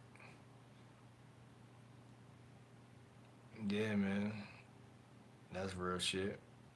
I feel like that's what it is though. Like the devil like to get people before they really grown mentally, like fully mature mentally, like. Cause I'm the type of nigga like I know I'm a late bloomer in certain areas of my life, but like I'm really not stupid. You see what I'm saying? So it's like I don't know. I think that make it worse because I know I'm not stupid. So if I do something that feels less than my standard of how I see myself, then it naturally makes it feel more humiliating. Like, damn, you know better. So how the fuck you fall for that? You know what I'm saying? It's like that's one of my kryptonites right there. Like, so it's just like it's more psychology. Like, I think I need therapy low key for that type of shit. No, it's crazy, bro. My last channel, I've been talking about therapy, and never really fucked with it. Never really got to it. You know what I'm saying? But I think that everybody needs some type of psychologist, psychiatric or some shit because man, we go to the gym, we work on our body, but our minds are just totally abandoned. You know what I'm saying? Like even going to church though, like motherfucker go to church. That's why I feel like a motherfucker go to church for one day and then stop going because you really can't, you really don't belong, you know. And because I think your mind secretly controls so much of your life. Like a motherfucker like me, right? I'll fuck around and paste and glue my life together.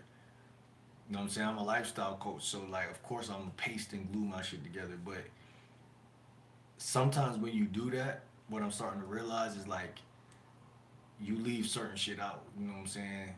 You leave certain shit out. You know, like some shit like a therapist that talk to you every day or every week might be able to inform you like about certain things, like you know what I'm saying. But I'm also like I understand like family therapy.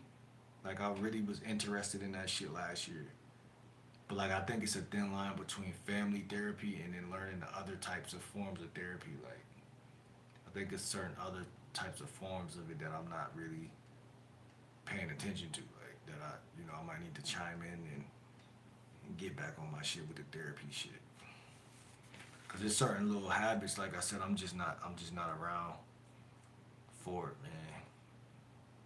Like on my way up in life to next levels, I can't afford to pick up shit that is gonna like be more of like a anchor. You know, it's like my fucking shoe is tied to an anchor type shit. You know what I'm saying? Like I'm trying to swim to the shore, and my fucking shoe is connected to a fucking anchor. Like you know, that could be either a God issue, a spiritual issue, or it could be a therapy issue. So I think that's what I'm trying to get at, man. Want to make a YouTube videos for that. It's all about purging the consciousness because Adam and Eve of the knowledge of good and evil that creates a evil conscience sometimes. I think I just be bored too, bro. Like you right about that though, but I think it's a mixture of shit. Like I swear to God, I think that it's a mixture of stuff because one little bad thing I do leads to another one. And what most guys do, my guy Isaac in the motherfucking chat. What's good, brother? How you feeling, bro? My guy Izzy in this motherfucker, man. I've been peeping your shit, bro. Keep going, bro. Real talk. Can't front them thousands, them millions and billions on the way. For sure, get them likes up, everybody. For sure. Shout out to my brother Izzy, man. But yeah, bro. We just right now, me and Holy, we talking about like um, he's more like religious. You know what I'm saying? He talking about God, but like it's a lot of different little sectors of how people get um, slowed down on their way to the top, I guess.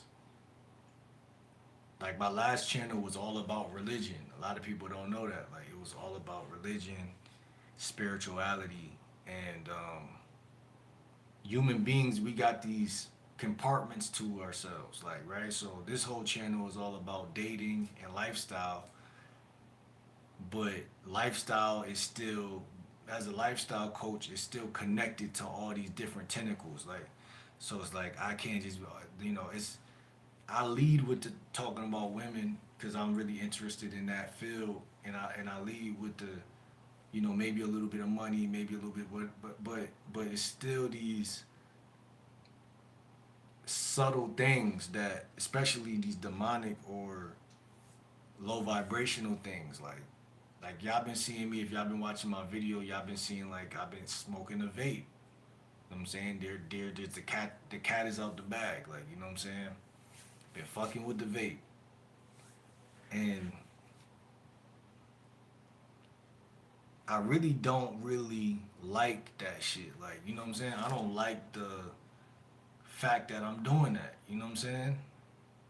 Cause it's like the devil be trying to put shit right in front and center of my life to humiliate me. Like, cause in reality, I know that I just got a gym membership. I know that I'm on some eat nothing but oranges type shit. I know that it's a multitude of things that's meant to push me towards straight greatness. And then here comes this one day out the weekend type shit where I'm like, went to this club, chilling downtown type shit, vibing. I got $10. I got some money, but right now I got $10. It's this vape. I've been really wanting to like purchase a vape for a specific reason, but like it's crazy because it's like I've been telling myself the whole time, like I know if I purchase a vape, you're gonna smoke the vape. Like, so I already was defeated in my mind ahead of time. You know what I'm saying? That's basically what I'm trying to tell you. That's basically what I'm trying to get at. And so, even purchasing the shit, I think that was the biggest thing that was a bad thing to do. Even purchasing the vape in the first place was just something that I just shouldn't have did. But you know, the way I look at all this shit, bro, I look at all this shit like just keep going, keep growing, keep grinding, keep.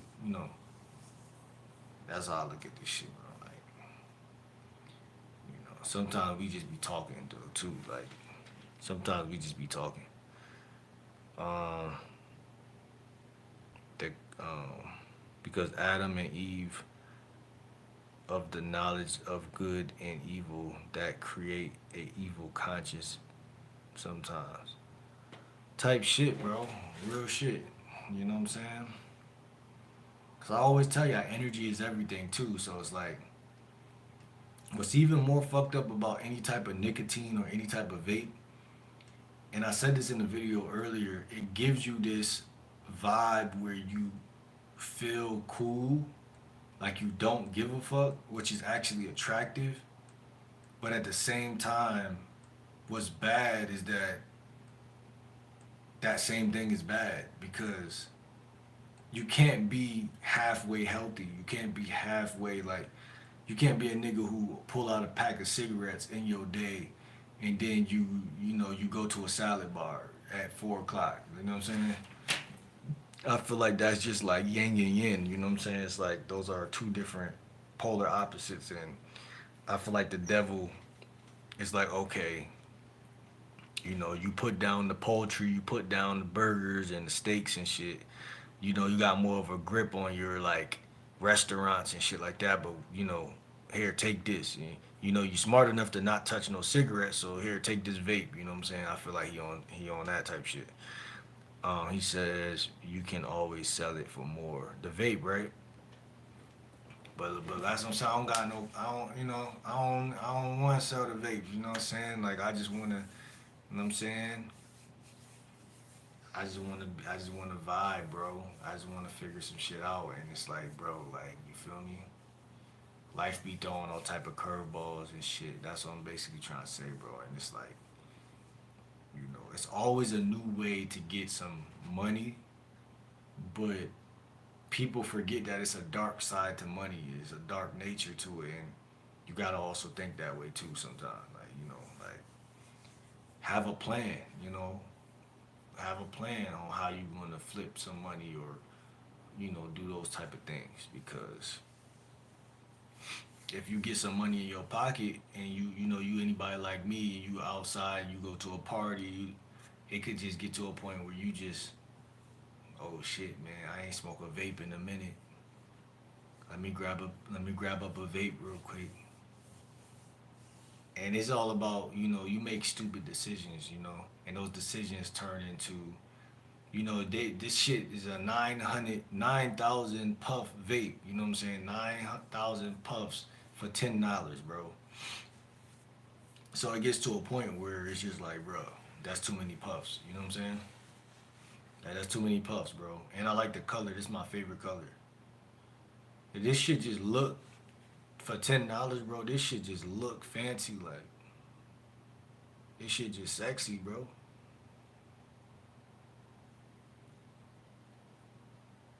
It's just beautiful. Like motherfucker got motherfucker got a charger right here. Motherfucker got a charger, bro. And I got a portable charger right here. Portable charger. And I bought all this shit on the same day too, though, low key. Um, but this shit got a charger, bro.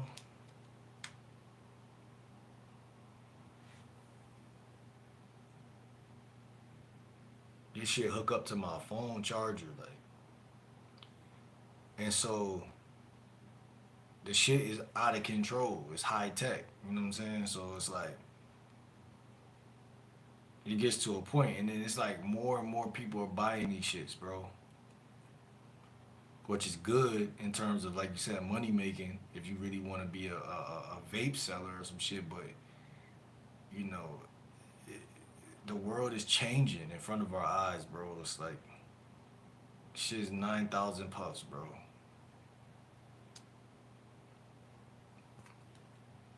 Like I don't even feel comfortable being saying I'm a health guru no more. I don't feel comfortable eating my oranges and thinking that I'm doing something.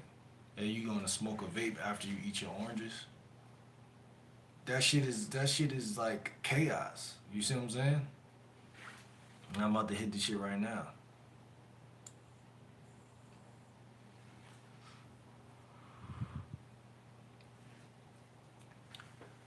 And that's the problem. Now, my the way my mind is working, it says, yo, Will, if you once you done with this, or once you throw away or junk this shit, because it was only $10, that's one thing we could use on our side. Once you throw this shit away or junk this shit, like, um, if you purchase another one, that's how you know you addicted to something. If you leave it all, if you leave it, cause I'm the type of nigga, bro. I could throw some shit away and just really just move on, bro. That's one thing I know about myself. But I think when you smoke anything as far as like cigarettes or like anything like Black and Miles or anything, like I feel like what you're technically doing, whether you like it or not, it's not weed, but still your brain cells are on the line. Any type of smoke that you put and you put in your body, I believe it goes straight to your brain. And so, cause like even the way I've been thinking lately, it's been kind of like displaced a little bit. But I like it though, because it's like, yeah, you on the vape, so your shit's supposed to be like that. Um, but it's like it felt like as soon as I made that video about doing yoga, it's like the devil was like, nope, can't let you be that guy. Thank you for the likes. Yeah, I felt like that was the devil's cue to actually try to like bring me back into humanity. Like,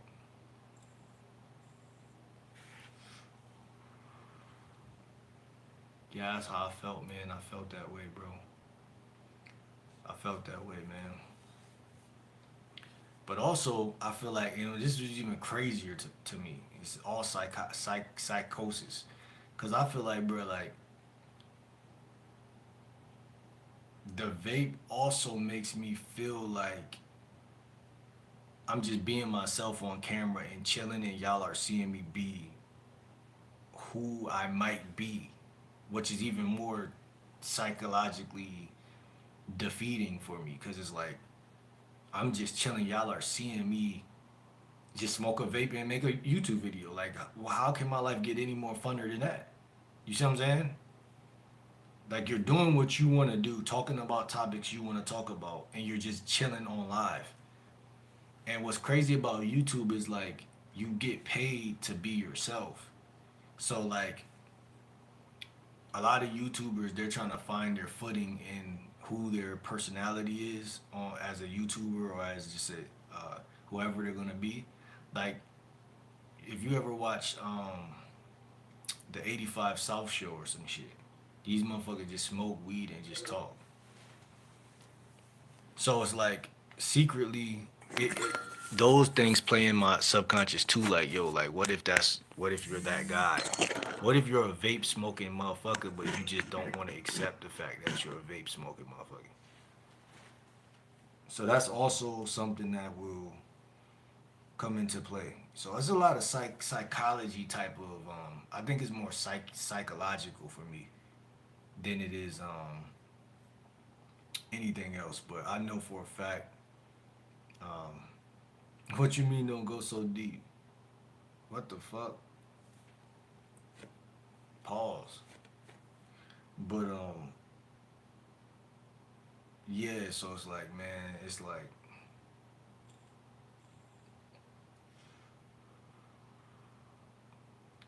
and if you talking about the vape and you say don't go too deep, how can I not go so deep if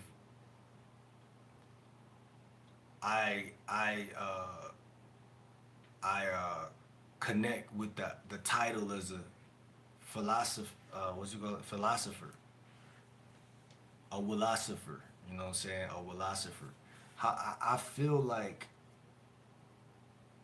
to not go deep is to accept whatever it is, and I feel like exception, accepting that you a vape smoking motherfucker is ignorant. Um,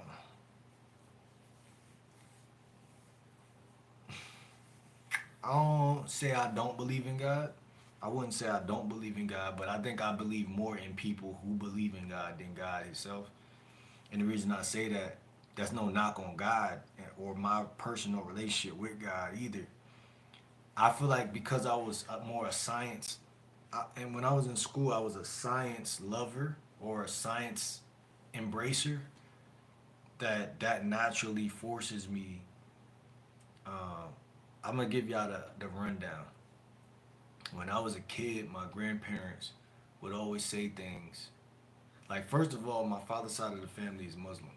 Second of all, I was raised on my mother's side of the family. So in reality, it was a disconnect from Islam and all that stuff from the get go. So me, my sister, my mom, and then obviously my cousins, my aunts, my grandparents, things like that. So here in America, it's all about God, right? It's all about Jesus Christ. So we would go to church here and there, whatever, whatever. But there's also this disconnect where you go home or after you leave church, it's all sunny outside, and then all of a sudden you go back to the trenches. You go back, you enjoy yourself. You enjoy yourself. What makes you happy? You enjoy yourself. What makes you happy? I don't know. I'm a lover of life. You know what I'm saying? I know that's cliche. I know that's corny, but I'm the type of nigga when I wake up in the morning, I be feeling happy. Like, oh shit, it's another day. What I'm gonna do type shit. It's the curiosity of the next day. The sun. I love nature. I love the sun. Um, I like simple things. I also like sophistication to a certain degree. I like some complicated things. So I do enjoy life. I do. I do enjoy life. Holy it says, deeper man, deeper man, deeper man, your innermost of who you are.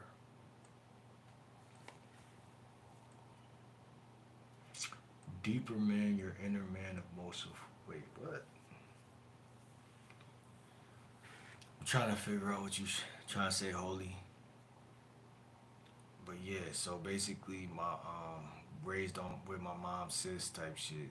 Then my sister had kids, my niece and my nephew type shit, and ultimately, um, my grandparents would always say these things, which I felt like was actually hindrance towards my relationship with Christ, which is if you don't believe in it, or if you don't, yeah, believe in it, you're gonna go to hell.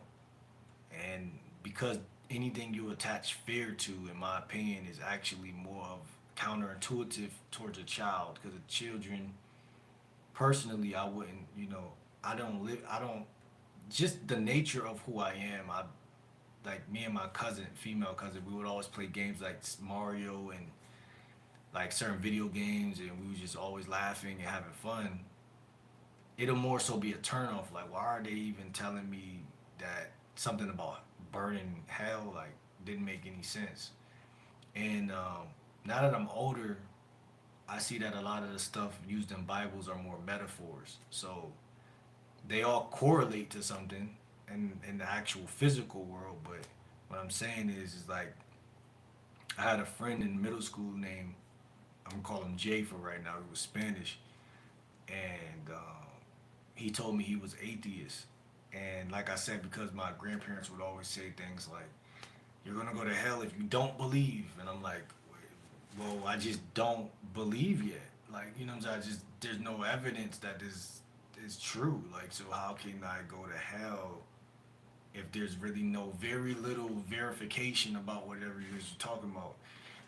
Um, and I always thought it was unfair for somebody that's older to um, expect someone that young with that little experience to believe in whatever you believe in.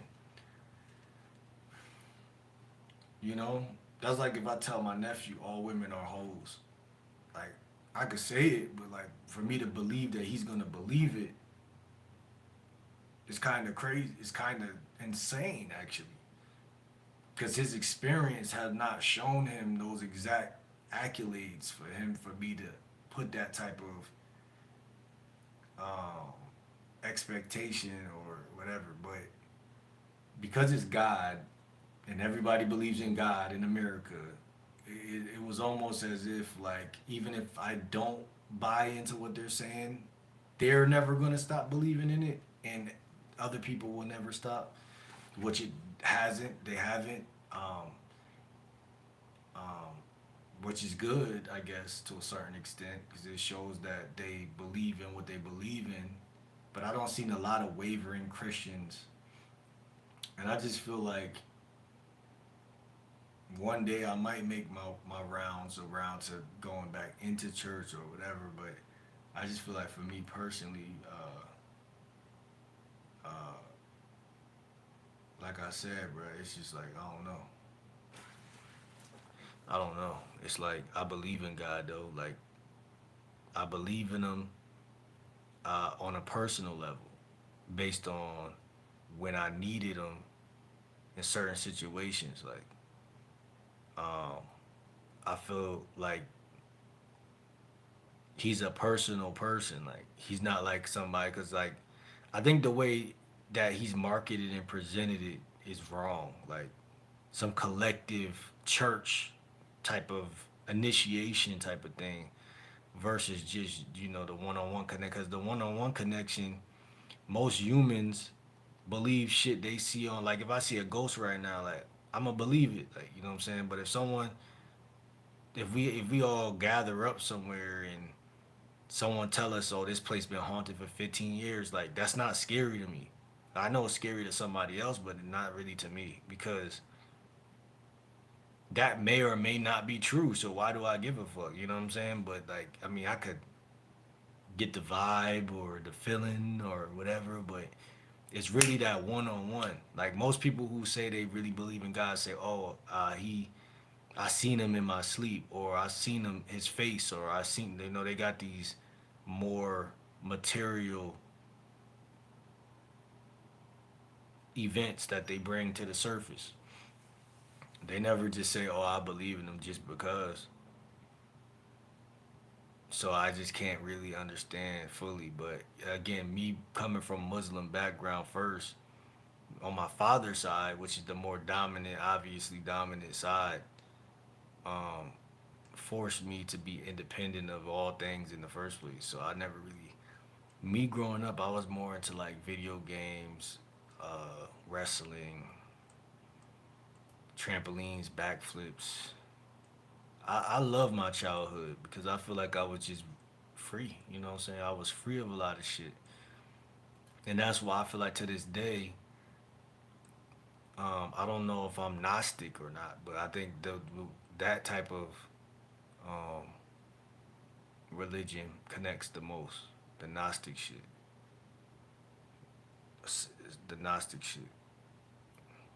Shout out to NZ though. Shout out to NZ. That's New Zealand or something. Spain, Polynesian.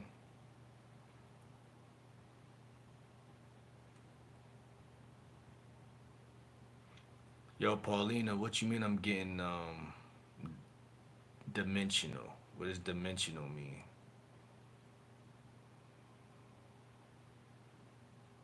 I try not to be so flat all the time. I try to have multi dimensions to my verbal communication. I can't keep everything flat all the time. I feel like flat is just boring. So I don't like to just be one dimensional all the time. That's what I said. You ain't hear me? Say complicated. Earlier I said sophistication. Like I like the simple things, but I also like a touch of sophistication sometimes. Nothing, cause yeah, we could keep it simple, but for how long we gonna keep it simple? You know what I'm saying? How long is it got? We not in jail, are we? Um, True, fear is a bit much. Um, no, but complicated is sophisticated, right? Because it's something you can't understand. That's the point. Like people are something we're not supposed to understand and touch bases on every topic, right? And that's what I was saying earlier. I don't really want to be felt or heard all the time because you're not gonna feel or hear me. Regardless, I don't want to even go there with you, Paulina. True.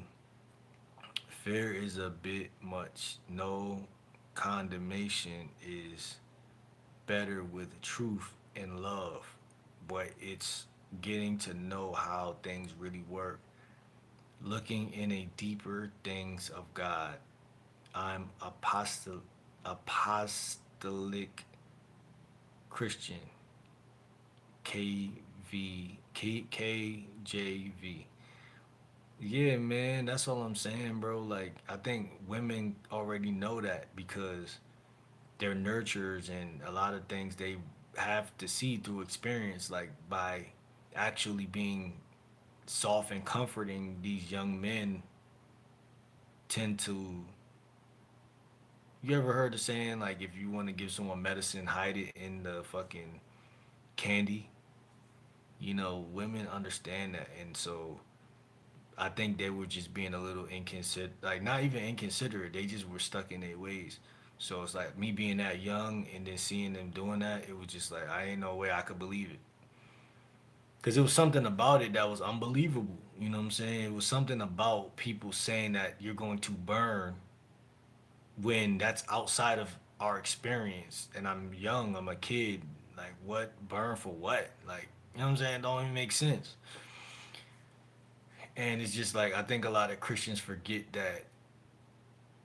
And that's why when I teach game and teach about relationships, I try to tell people that it's more about experience because even in my life, it's not like I mean I don't listen to other coaches and for long times. And one thing I had to realize at the very telltale end is that yeah, you can copy what someone's telling you to do and listen to what they say, but it's really when you're actually doing shit and interacting with women, that's where you can actually have more of a perspective and you can grow if you're looking the right way, which is even crazier. Like even with religion, right? There's people who they go to church, but then you got people who go to Bible study. So these motherfuckers take it one step further all the time. So that's why when Paulina says no, complicated, I'm like, no, sophisticated. You know what I'm saying? Like you could say call it whatever you want, but it wouldn't matter because only I care about me enough to even take it that deep in the first place. If I wasn't up at this point in time making this video, you wouldn't even be here. So I have to love me enough to bring it to the, to that point. And that's what I'm saying. It's like you could believe in whatever you want to believe in when it comes to religion, right? But it's between you and God, or you and the universe, or you and that Gnostic religion, or you and the whatever it is. I don't take advice from people unless the advice sounds statistical or right. If it's just some shit that a person with an opinion is saying, is not going to matter tomorrow. Um, Faith and love for the creator. Holy it says, and I'm non-denominational. I don't know what that means. You break that down. Everything is sophistication, bro. Everything. Nice to meet you. It's a perfect morning here. Oh, it's the morning out there. Go ahead and hit the subscribe button. Lock in. You know what I'm saying? You know what I'm saying? Lock in. Many more videos. I'm a dating coach, lifestyle coach, like I told Holy, like I told, a lot of people earlier. You know what I'm saying? Content creator at the end of the day, man. And, like I said, man, game, recognize game. You know what I'm saying? At the end of the day. So shout out to everybody who locked in, came in here. Appreciate you. Shout out to Paulina, man. Yeah, so man, that's really what it's all about, man. But yeah, I believe energy is everything. So when people bring up religion, it's just like, regardless of whatever type of name we put on it, whatever type of title, it's like, bro, like bro said, it's only two communications: love and hate. It's all energy at the end of the same shit. So it's like the same thing. Like, oh, what are we? It's like, what do you mean? What are we? You know what I'm saying? When women ask that shit, what are we? It's like, what do you mean? What are we? Like, I understand women are in a rush to get a title for whatever psychology's closest reason, but at the same time, people gotta understand, man. If you fuck with somebody, you ain't gonna ask no shit like that in the first place.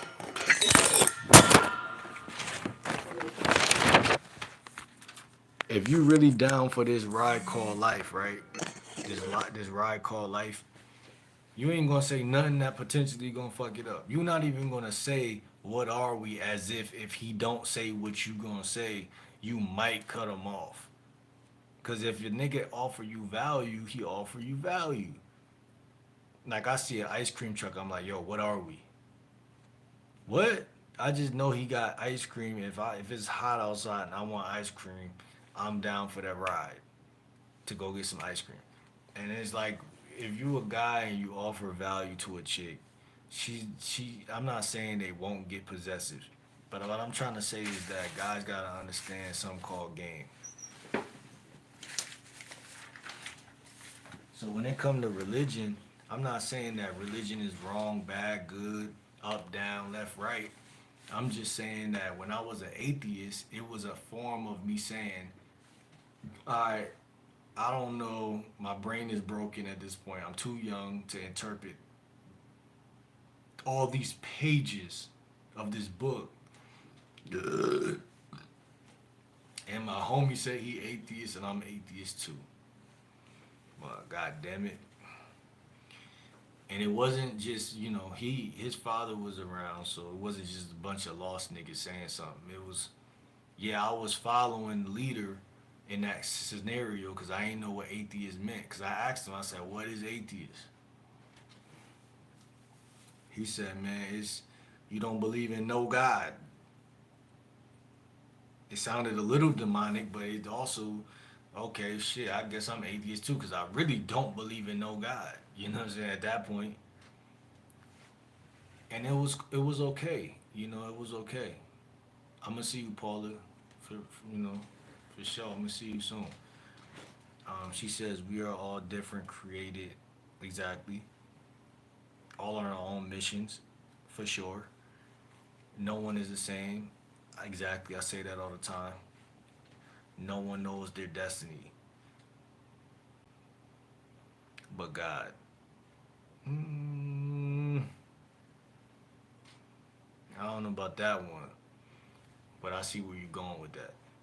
But I just feel as though it's a tricky thing. And whenever I disagree with y'all, don't take, hey, Paula, whenever I disagree with you, don't take it too serious. And I'm going to tell you why. Because I'm not saying you wrong when I don't agree. More so, I'm saying I'm open for my own interpretation on that topic. Like, I'm undecided. Because again, there's a lot of things in life I'm not going to subscribe to. It's just not going to happen. It's just not going to happen. Because what if I feel like I know my destiny?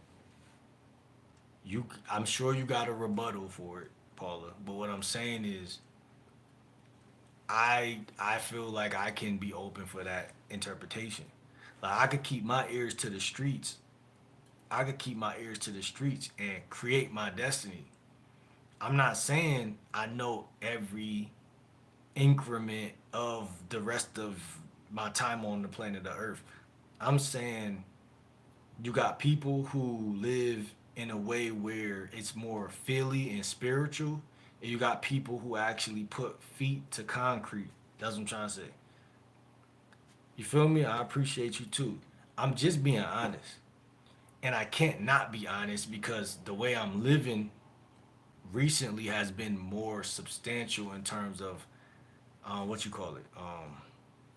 Now, there was a time in my life I was more codependent, and I feel like recently there has been no real room in that area because I actually had to work hard to stop that from being the case. And I'm at an age where it just can't happen. And even with any woman on the planet, I feel like um, there's always try not to look for the answers, just live each day and give it to you well with gratitude and thankfulness. You're cool. Yeah, I just try to keep cause again, it's energy, man. It's really energy, and that's the thing. Each human is given this energy, right? And I do believe we're all kind of the same. We're all connected and whatnot. But it's like those little differences, them fucking little differences, make so much. It makes the picture a real picture. You know what I'm saying? Like it really makes the picture real. So it might be people that I cross paths with, and they know they can't tell me nothing, but they try to tell me something, and it's like, okay, I'm 29 now. You know what I'm saying? If I know I look young and I act young, and if I give off this childish thing that you're gonna teach me something, I'm sure you got something to teach. I'm not knocking nobody, but it's just that I am a teacher now. I am a teacher too. You know what I'm saying? I am a teacher, and that's why they call me Game Like Will, because I got a bunch of game to give, man. And yeah, we're all one, man. And that's my first channel was spiritual. Yeah, listen to yourself, not others. You know what I'm saying?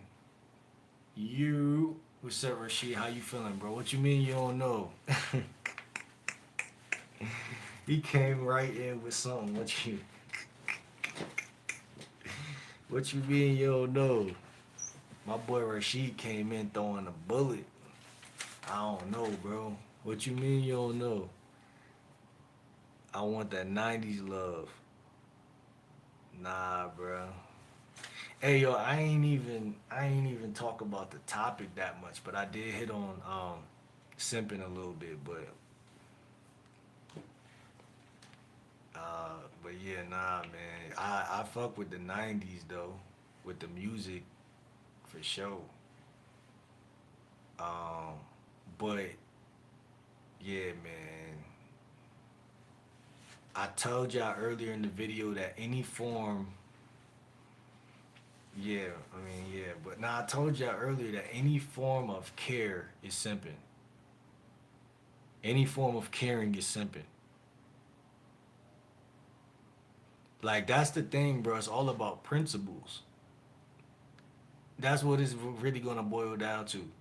Like you'll be surprised the type of shit that you will and won't get away with in life based on your principles or morals or standards or those type of shits, those things like that. Because if you don't got those things, it's like the structure of your body. It's like the skeleton part of your body. Like you're gonna be jello.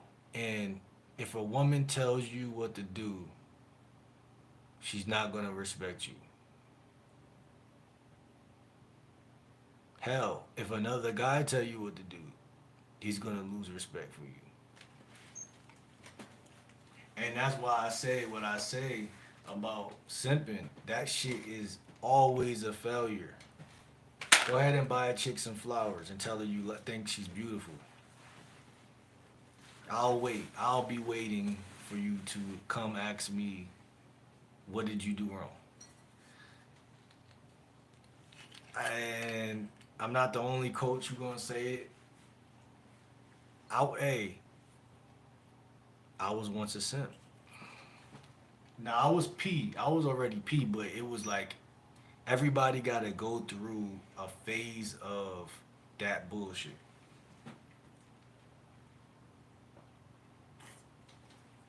You're young. You know you're young. You're young. You're young. You believe in the tooth fairy. You believe in Santa Claus. Why wouldn't you believe in the bit? Why wouldn't you? You believe in everything up to that point. So why wouldn't you believe in that bitch? Why wouldn't you? He says, I know there is a woman out there that will appreciate my effort. Yeah, but that's two different things. That's two different things. I always tell y'all to go find a Helga. Go find a Helga. Go find a Helga.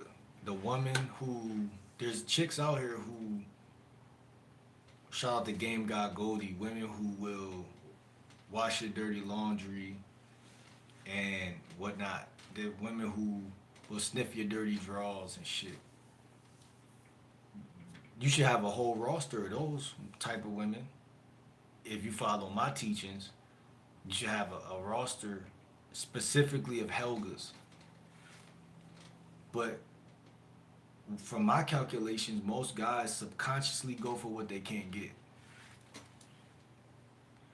So like it'll be days where I'll be in the field outside and I'll approach however many women, whether I'm in Walmart or somewhere.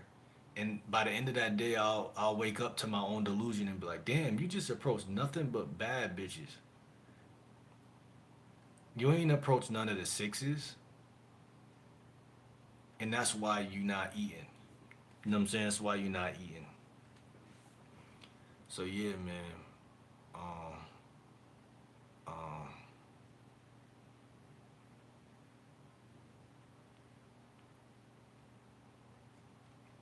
you said some niggas can't help being a simp. Well, they gotta subscribe to the channel, and that's the only way they gonna know if they can revive or become the guy that they really, Cause again, bro, simping is it's not who you gotta be, but it's who you wanna be. Like for me, like I was raised by women, my sister, my mom, but genetically, you right, there's differences. I was never a weakest link in my social circle, like of friends. I was never the I was always one of the guys. Now there was guys who would pick on everybody who would randomly choose me randomly, but they knew that I was funny too, and I wasn't soft. But that would definitely translate into women seeing these type of dynamics and say, "Oh, I want one of the guys who are the more asshole type of guy." Women want a guy to pull their hair and do all freaky shit, bro. From city to city, town to town, it's the same shit. And so, yeah, there was times where I was being simpish because maybe it was my first girlfriend, like first real girlfriend, second real girlfriend, whatever. And based on the lack of experience.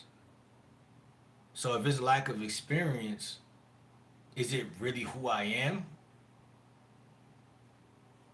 Or is it just a lack of experience? It's not who I am. Yeah, I grew up my mom playing Mary J. Blige on the radio and these things, and so secretly I got hooked up to those type of songs in my head playing. So when I did get in relationships, or I seen my cousins geeking out over Usher and Omarion and Chris Brown, so I felt like this is how I have to treat women. I have to be more catering and running behind in the music video and try to. But bro, that ain't P. It's P because you being yourself, like you said, and congratulations, my nigga, you being yourself. But a bitch don't care about no being yourself. They it's been marketed and televised that they care about you being yourself. But why would they cheat on you if that's the case? Why would they cheat? Now I'm not saying you should change your whole character because a bitch cheat on you, but I'm saying you should never stop at, oh, I'm this or I'm that. Because how you know that you're this if you never tried to be anything outside of that? That's like if I say, yo, I love Wendy's. But then if I find another place that I really love, then I'm gonna realize like, okay, I thought I loved Wendy's, but I just like Wendy's. I really love Texas Roadhouse.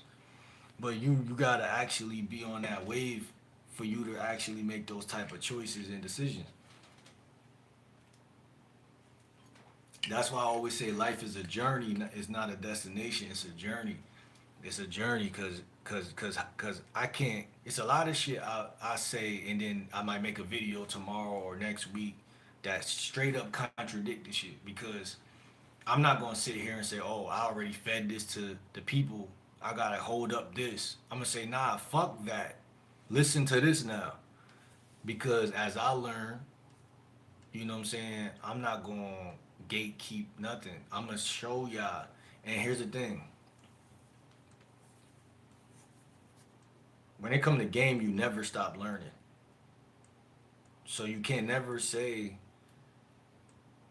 make. You can never make a statement unless you sure that it's. You see, this is what I learned. I would like most people. I see this all the time, and I used to do this too. Like you come in and you make statements, but you can never be sure about it until you really got game. Now I'm not saying Rasheed you don't got no game. I'm saying that that's typically what you're gonna do. Cause I did it before too. Everybody does it.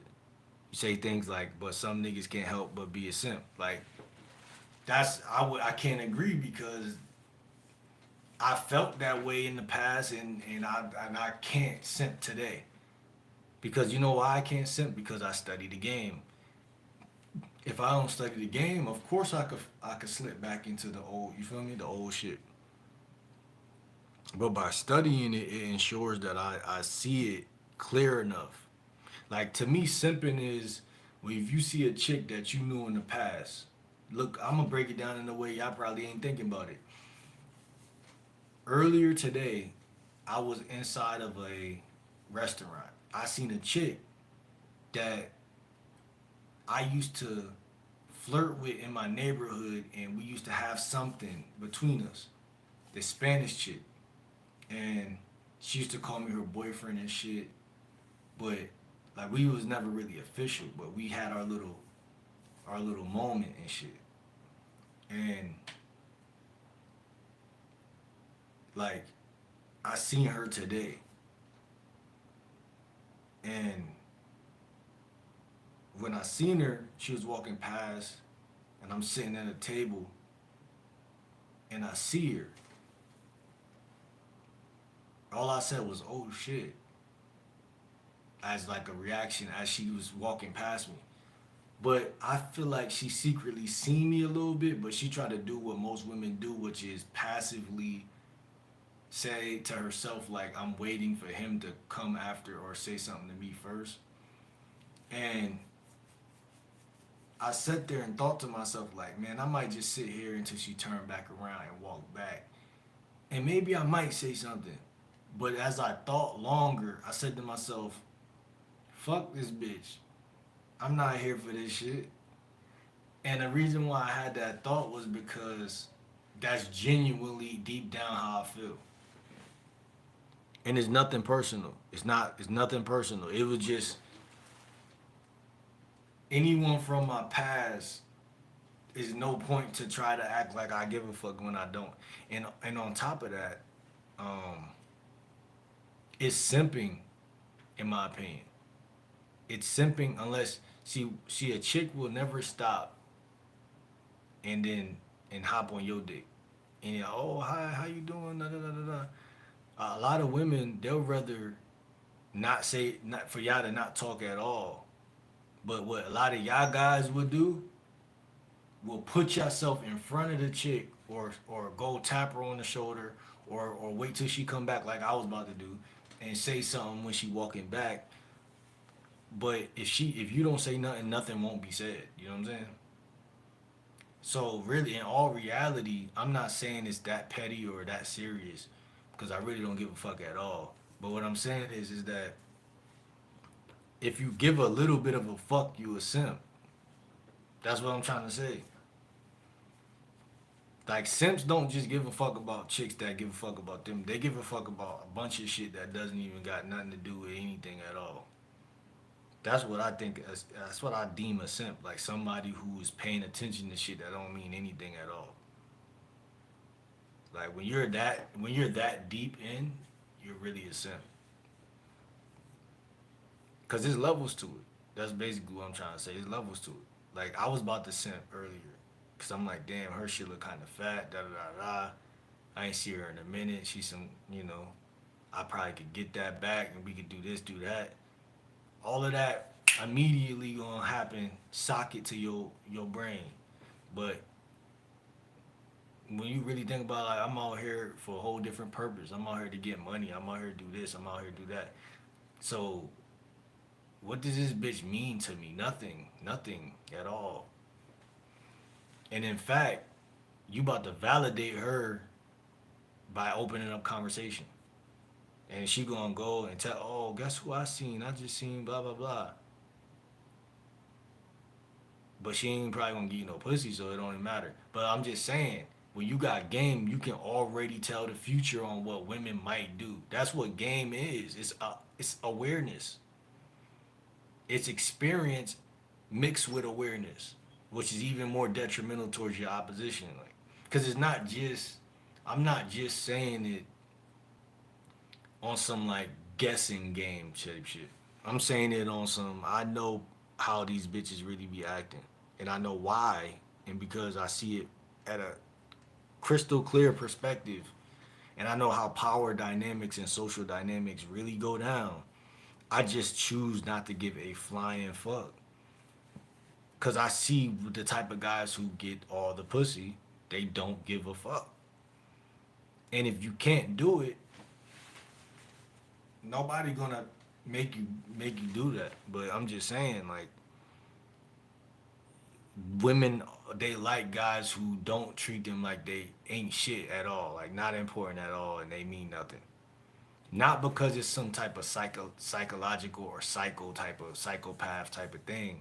Even though I do believe women do attract to certain things like that, but it's just the basic fundamentals of somebody has to be on somebody's dick, and I'm not doing that.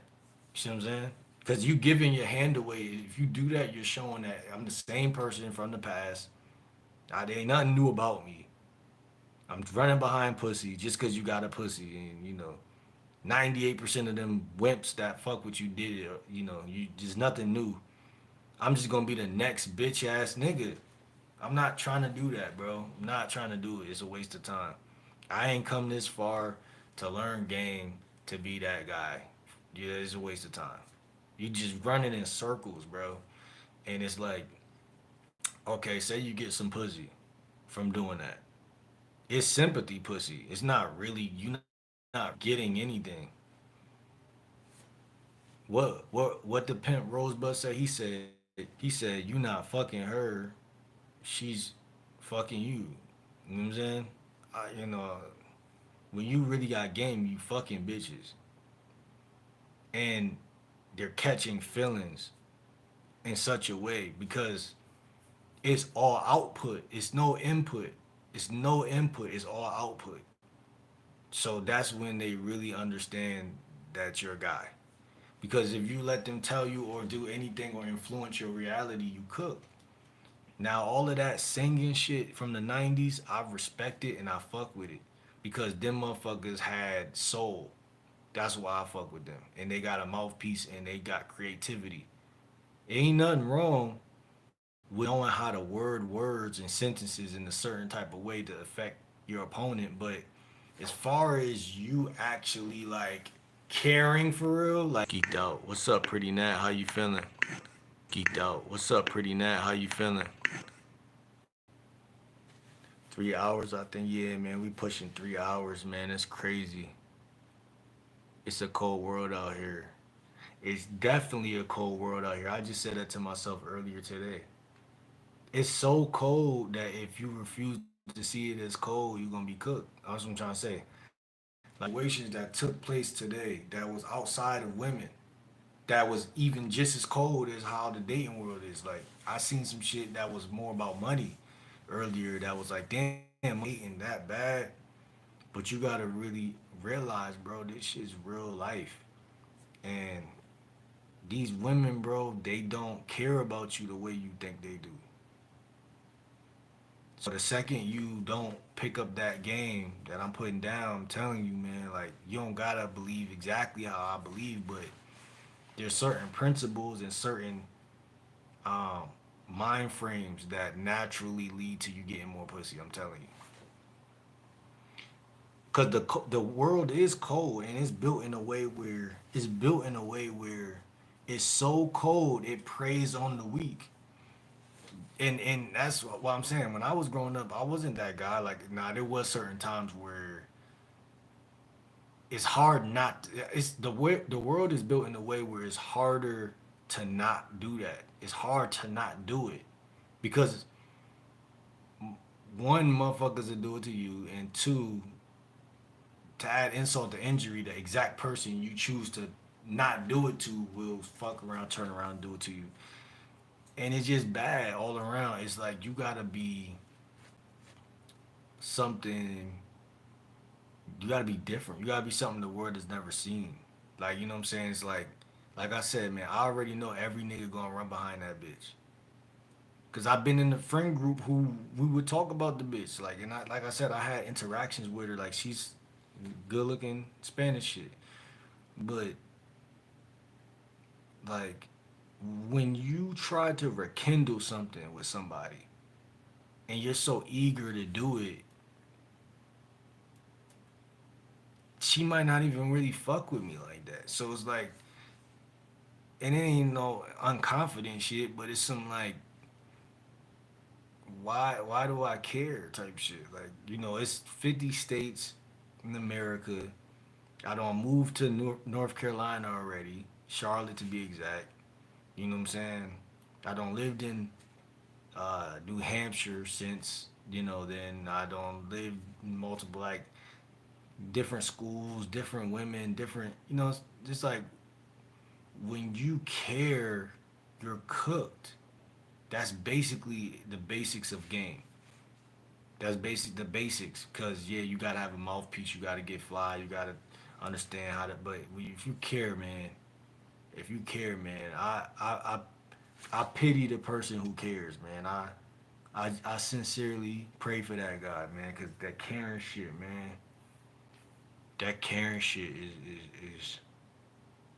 is actually something that will ruin the way she's seeing you. Let's see. Let's see.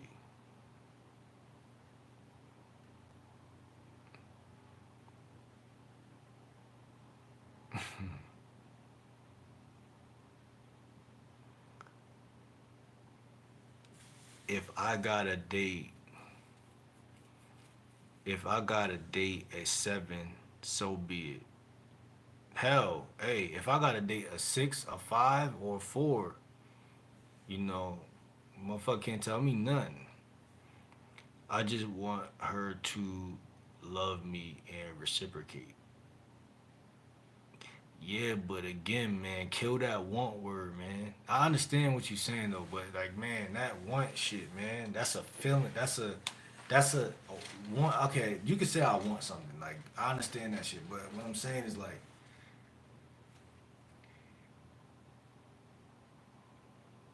y- you can't want. You gotta just get, and the way you get is by not wanting, but by actually creating the situation for it to come to tuition because your conversation skills is the all you need to focus on. That's what I'm trying to tell you. All you need to focus on. Focus on your conversation skills so that you don't want. Because wanting kills attraction. Wanting kills attraction.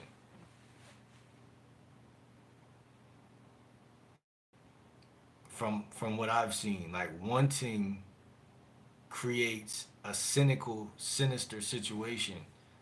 But acquiring, you can acquire something without showing signs of wanting. Most guys don't understand that. You can acquire something without showing signs of wanting. And that's when I, in my personal opinion, get your game is at an all-time high because a woman wants to be stimulated mentally. Her mind is her first punani. You see what I'm saying? And you can't get in her mind if you are not a catch. A catch. Yeah, there you go. A catch. And you can't be a catch if I want you, I can't really be a catch. I'm just giving you basic power dynamics, like social dynamics. I can't want you and be a catch. Now, obviously, you can based on certain logistical reasons, like you got more money than that person or you got something like that. But that's where people fall into tricking because you're not riding off of just pure personality. You have to be able to make a chick want you based off of pure personality. And even then, you can't want her to want anything. You just have to be who you are, which is you just be who you are. And that's why I say earlier when I seen Shorty, I'm like, I don't, like, game is questioning your knee jerk reactions. Like, and then unearthing and knowing why you was about to do what you was doing and then realizing that okay, guy A would have did this, guy B would have did this, and where am I on this spectrum? Because I approach 10 to 15 women a day. On a good day 15, on a regular day like 5 to 10. Where do she fit in this? Like, I had to ask him, like, who is she to me? Nothing. Nobody. Somebody I would fuck. That's it. Can she potentially become more? Maybe, if that was actually something I was really wanting to do, or something she felt like she wanted to do. But you gotta understand, a lot of time niggas just be lusting, bro, and they be thinking that it's whatever, what you gonna call it. But if you really approaching 10 to 15 a day, that kills off all of the shit that guys do that be anywhere near simpish. Because once you getting rejected enough, you gonna see like, okay, there's something deeper behind why I'm not good at doing this. And when you look behind the curtain, you realize like there's a way to talk to women that is just attractive. You can hate it or love it, and I think that's the part guys they not really looking at because they looking at it from their emotions. Like when you say the word I want this, I want a woman to reciprocate this, I want that, I want this, I want. Like think about a kid. And this is just an analogy. It's not no disrespect. When I was a kid, like or when someone's a kid, they I want this, I want that, I want that, I want that. Like, but you're not thinking about what it takes to get it whatsoever. And that's cool because, you know, that's just not realistic all the time. But but it's guys, bro. What it takes to get it is, and this is my personal opinion, good conversation, like good conversation. Cause like you said, if I got to date a seven, so be it. I just want her to love me, which is bad in my opinion. But I'm a, you know, I respect your opinion and reciprocate. Now, what is she reciprocating? You have to have something there for her to say, "Damn, this guy is actually attractive." So now I'm going to invest, whether that be my body, my time, whatever it is she's doing, submission, whatever. So to be a catch, like I said, to be a catch, you have to be you have to be multiple things, but like just a couple, a few. You can't have no insecurity. Um, you got to be intelligent, not just in class, but I'm talking about like in the real world. Like she has to be able to be around you and can tell that it ain't even about protecting or fighting. That's another thing that I think guys kind of is easy to get confused. It's a certain type of aura that even a nigga who can't fight, but he got a it's an aura that says other bitches like me. You know what I'm saying? It's one of those, and it's kind of like a I guess it could be seen as a charm sometimes or a charisma in certain cases, but ultimately it's just self esteem. And you have to have this look in your eyes that say, man, I don't give a fuck about you. You know, so I don't give a fuck about you.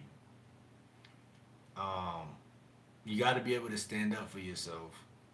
Because if she challenged your boundaries and parameters, you got to be able to say something. And that's what I'm saying. You can't give a fuck. That's the part that guys can't do. Because again, all the 90s music and all the shit, yeah, I fuck with that shit. I fuck with it on a mouthpiece parameter. I don't fuck with it. I've been made the distinction like, oh, I'm listening to this shit, but I'm not feeling, I'm not letting my emotions connect to what these singers are saying. Cause I've been realized that all of that shit is hooked up a way to make you actually run behind bitches. And I hate to say it, but the guys that I knew in high school that got the most bitches, they was heartless. And I overlooked that part of it, but it was true. They was heartless. And but that ain't stopped them bitches from fucking with them niggas, and it ain't stopped. Hey, it ain't stopped none of them from having no kids. They all got kids right now. Every last one of them niggas. And so what I'm saying is, women like assholes. I didn't make it up. I'm just having a rec, recollection, whatever it is, about how this shit really go. And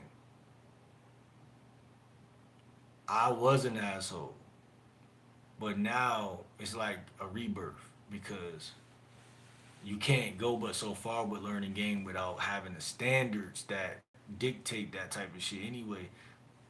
Because you can't grow beyond that point if you just nice and you just care.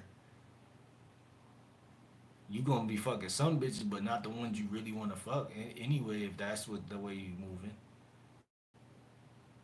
cause women are bullies just like God, just like you ever been in a circle full of niggas? Like yeah, niggas be bullying each other. If you soft, you could get bullied. So like women are worse.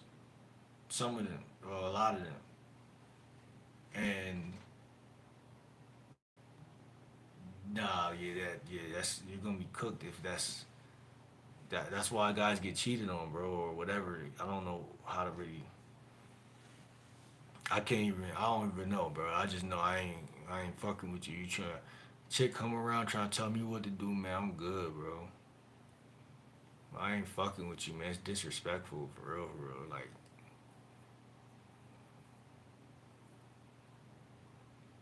nah, for real, man. That shit crazy, bro. I want to buy the nails and hair and everything, make her look good. So you trying to simp on purpose? That's what you're saying? Oh man, I don't know, bro. I don't know, bro. Man.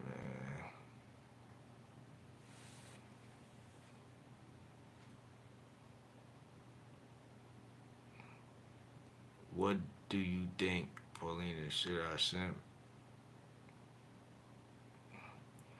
Yeah, you're right though. It's a cold world out here. It's a cold world out here. Yo, Anik, what's good, bro? I didn't even see you down there, bro. I don't know if you still in here. It say zero people in here.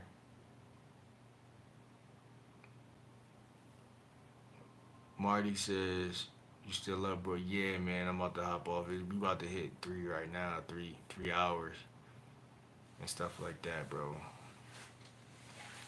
Yeah, man. My boy Anik in the motherfucking house, man. Real players in here for real.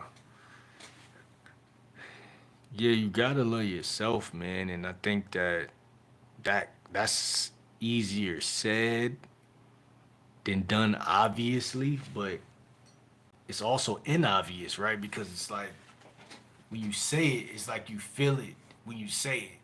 Like you comprehend it. It feels right when you say it, but like the best way to love yourself is a physical affirmation, not a verbal affirmation. Like so when you really like I did earlier, I seen Shorty and like man, I ain't about to run behind man, fuck this bitch, man. Like, cause you know what?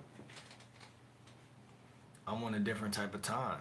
You know what I'm saying? I ain't doing no running behind nothing in this season. You know what I'm saying? And that's a personal self thing, self esteem. That ain't got nothing to do with nobody else. And it just is what it is. It ain't even because you might not never see the bitch again, so it ain't like you're gonna gain anything from not talking to the bitch. But personally, you know what you did. You know, hey, I'm willing to miss out on this shit right here because it ain't mean nothing to me. Because there's so many other women, and if you really living the way we talk about on this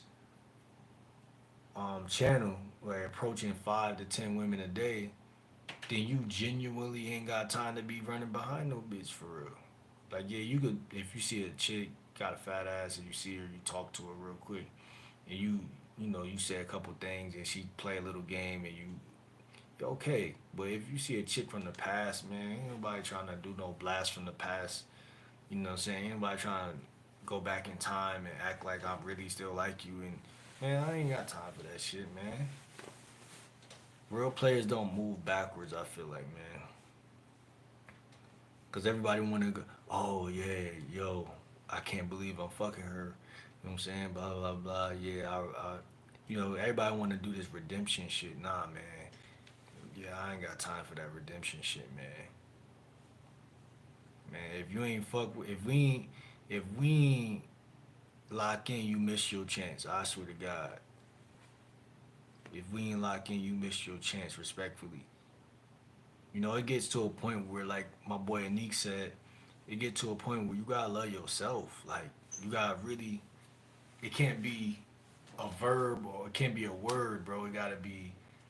It gotta be real, bro. Like it gotta be facts. Like, and a woman, and this the fucked up part about women, they know. Cause trust me, every school they ever been in, there was at least one to two to three guys in every school, every grade that had self esteem. So, and it's behavioral. It's behavioral. That's what I try to say. Like, guys don't gotta overthink this shit. I'm giving y'all a game. I'm not saying you gotta change your who you are necessarily, but you have to fit into. If it's an option A and an option B, there's certain things yeah, there's a gray area or option C where you could create your own vibe. Yeah, capitalize on those things, but the things that are clear as day to see, like yo, like bro, this bitch from the past. Why am I about to try to open up this can of worms with this bitch? Let this bitch come to you. If she gonna suck some dick, let her come to you, man, respectfully. But if she don't come to you, then women are way more comfortable with walking away from the table. That's what I'm trying to say. Like guys don't even take the time to look at that. Like, bro, when a chick is high interest, she does everything in her fucking bodily existence to try to get you to see that she's fucking with you. Now, I'm not saying women don't take time to warm up to that type of shit, because, like I said, I could have said something to Shorty earlier, and then that could have opened up the door, and then she could have been like, damn. A lot of women want to see at first. A lot of women want to see at first that, okay, this nigga, I see what type of time he on now. I feel comfortable to get on that type of time with him. I know that I'm not stupid, but there's also a part of me that's like, okay, y'all bitches got to show. Because at the end of the day, we can't keep muddling back and forth. Y'all bitches got to show. If you really, like we ain't about to play no games now. You know what I'm saying? Like if it's like that, it's like that. I don't have too many instances where women made it so known that I'm not settling for you making it a little bit known. Especially if you're from the past. Like what we doing? I'm creating new chapters, new conversations, new interactions, and you know what I'm saying. Why would I fill up my agenda with something in the past? Um, loving yourself, loving yourself selflessly is good. Love, yes, is biblically selfless. LOL, I believe. Yeah, man, like yourself, man. Like whatever it is, whatever it is, if it's in the Bible or if it's just something that you come across in real time, like whatever way it is told to you or you experience it, like I don't, I'm not selfish, but it's a time and a place. Cause here's the thing: whenever you're being selfless, nobody complains about it because that mean that hey, we could eat off of that, so we could use you. But when you be selfish, now it's a problem. You know what I'm saying? Now it's a problem. You know what I'm saying? But really, you an adult, so you can choose whatever way you want to act in general. So, but like, I feel like it's wrong for people to control you when they feel like it's best for them, and that's what I notice a lot of women do. So again, they will literally let you play yourself until you can't play yourself no more.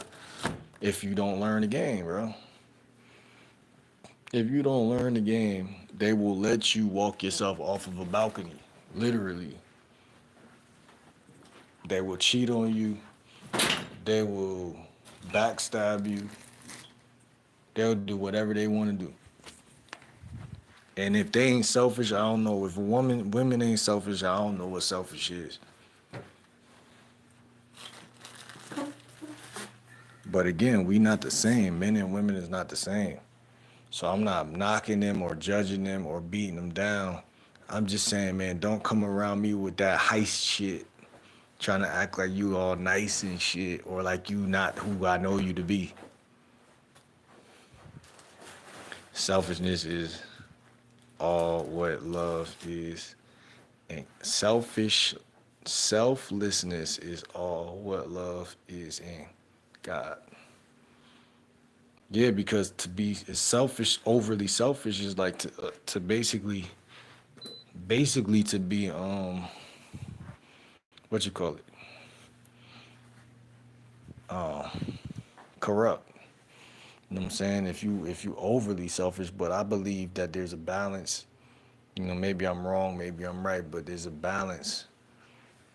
Especially if you come from a broken family. Say you come from a broken family or some type of situation that everybody not the same. You know, I bring it back to that because there's a lot of people get preyed on. No, you got to account for every aspect of nature. A lot of people get preyed on, right? So a lot of these women, man, they see a sucker. You know what I'm saying? They see a sucker, man. And you got to have a mind that is golden. Because you could come from a demographic, but if you think better, then, like, say, for instance, somebody like Jay Z, right, come from the ghetto, come from a certain, but, or even Kanye, but if your confidence is right, there ain't shit that you can do that nobody else can do. You know what I'm saying? So I'm just saying, man, it's a lot of predators out here, man, and some of them happen to be women, man. You know, you got to be careful, man. You get exploited out here real fast, man, and yeah, man.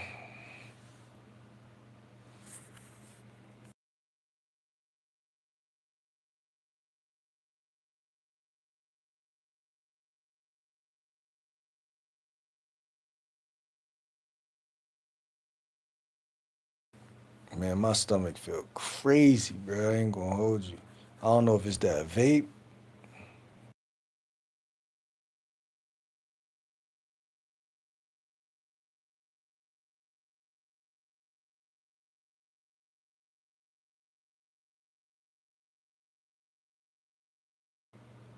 So yeah, man, this game like, well, man, I'm probably about to get ready to close out, man. Call it a night, whatever the case, man. But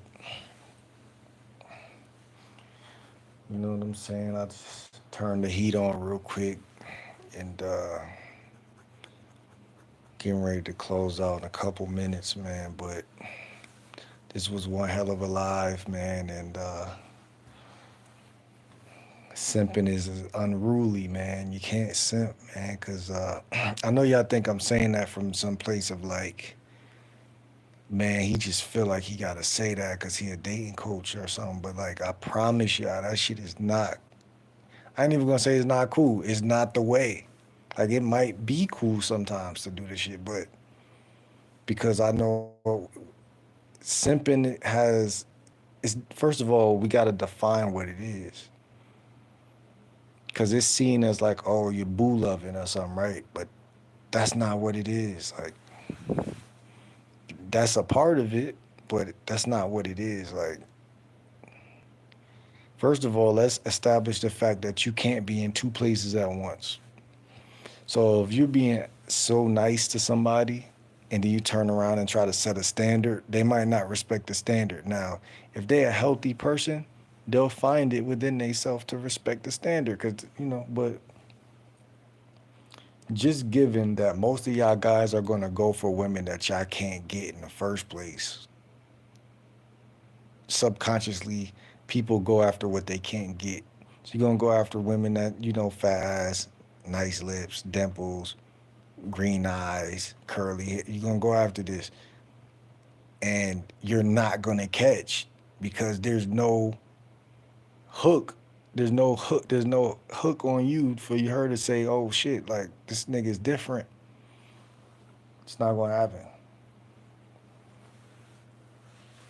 So you gotta put in the practice and the reps. Repetition creates reputation,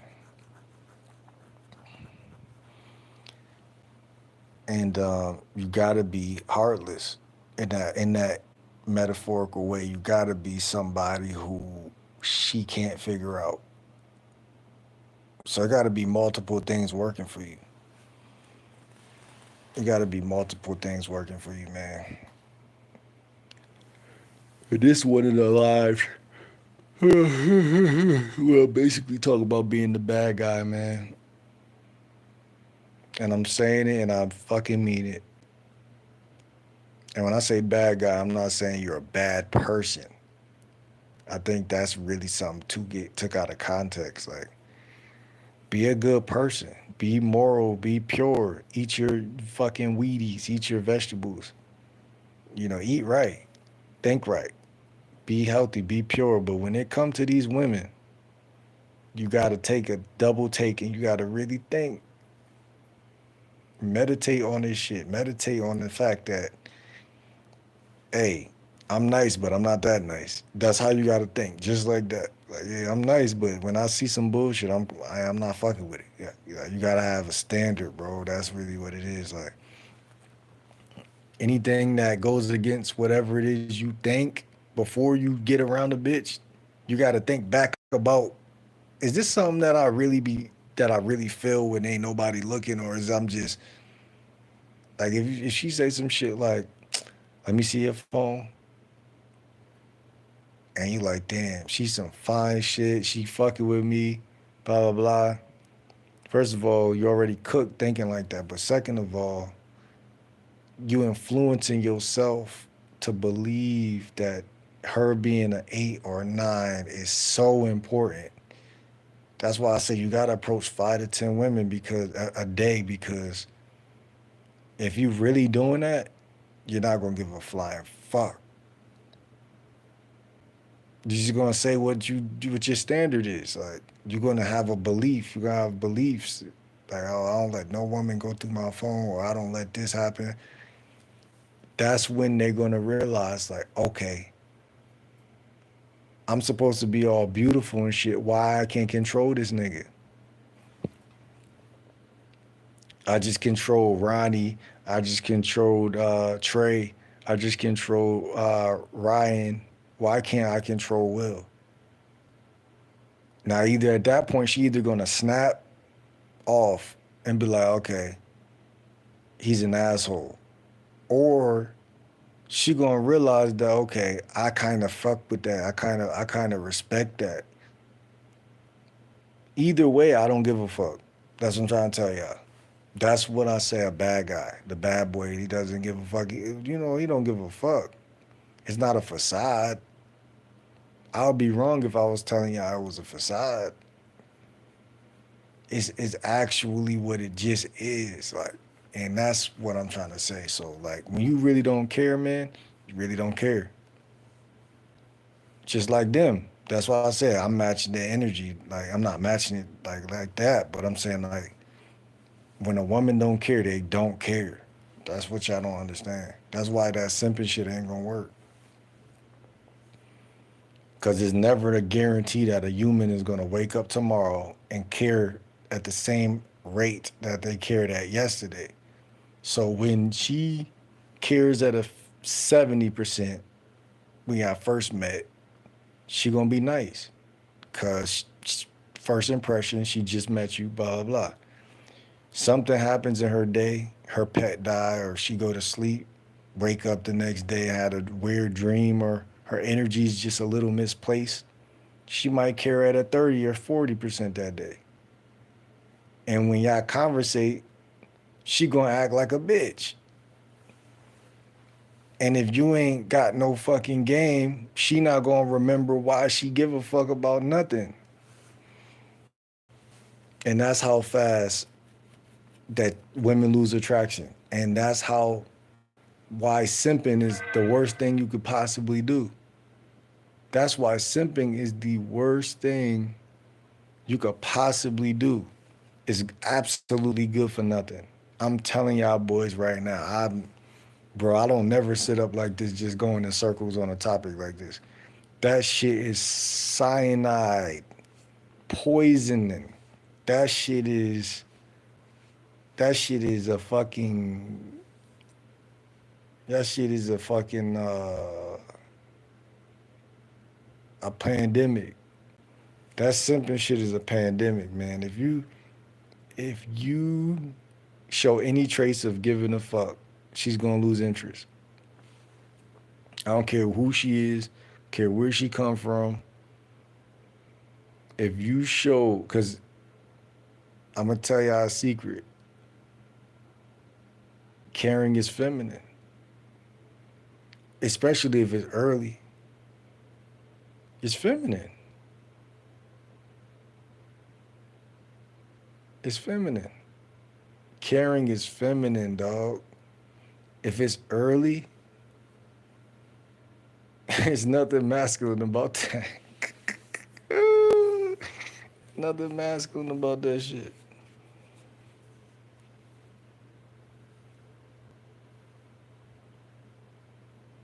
And it's a waste of time because if you just don't get in your feelings, you'll realize everything I'm saying.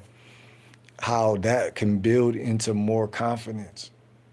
But you can't build into confidence from caring about the bitch. That actually will work against your confidence. And it'll make you more insecure.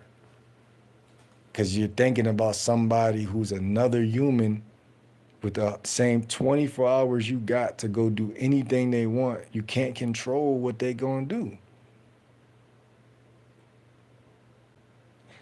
And let me tell you the craziest part. The less you care, the better chance they ain't gonna do shit. You think the more you care, the more she ain't gonna do some shit. The more you don't care, the more she ain't gonna do shit.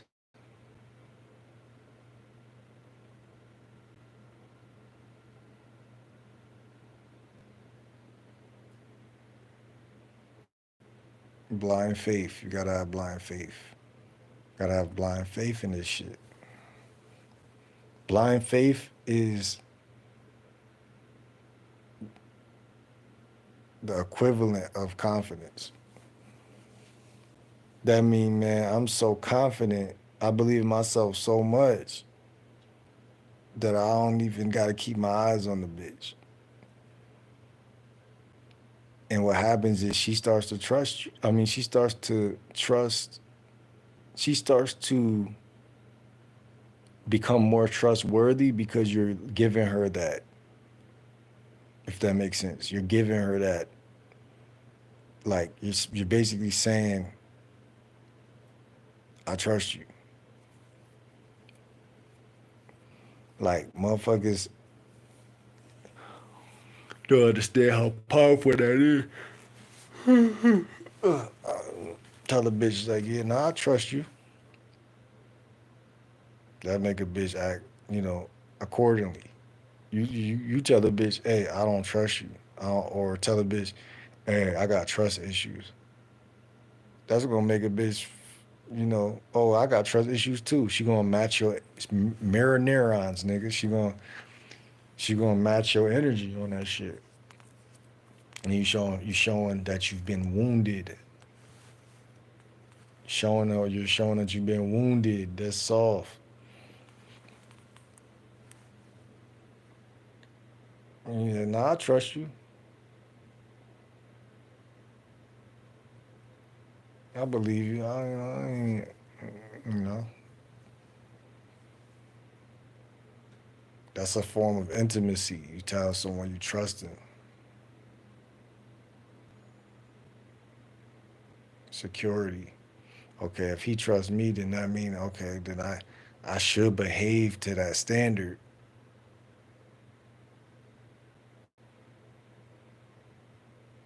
You giving her something to believe in, something to actually never tell a bitch you don't trust her. Never tell a bitch that you got trust issues or some shit like that. She's not gonna have no sympathy for that shit.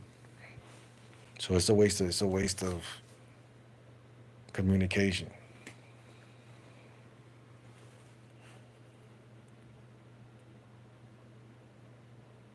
Yeah, but I'm about to get out of here, man. But I just had to finish this off with that, man. Like, it's a lot of shit I said in here, but yeah, hopefully I, you know what I'm saying, pick up on what I put down and certain little principles like that. Like, don't tell a bitch no shit like that, man.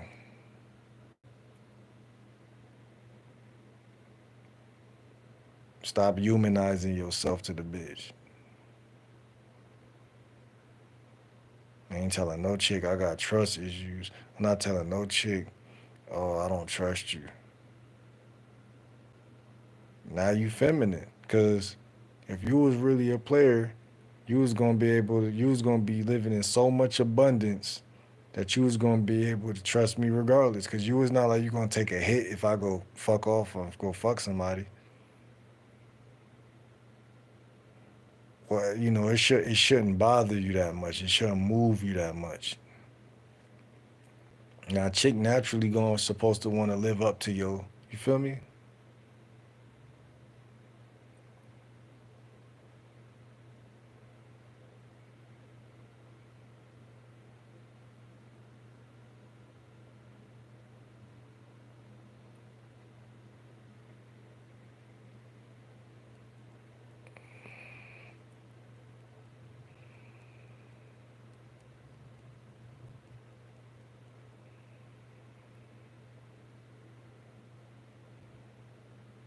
All right, man. I'm out, man. See y'all, man.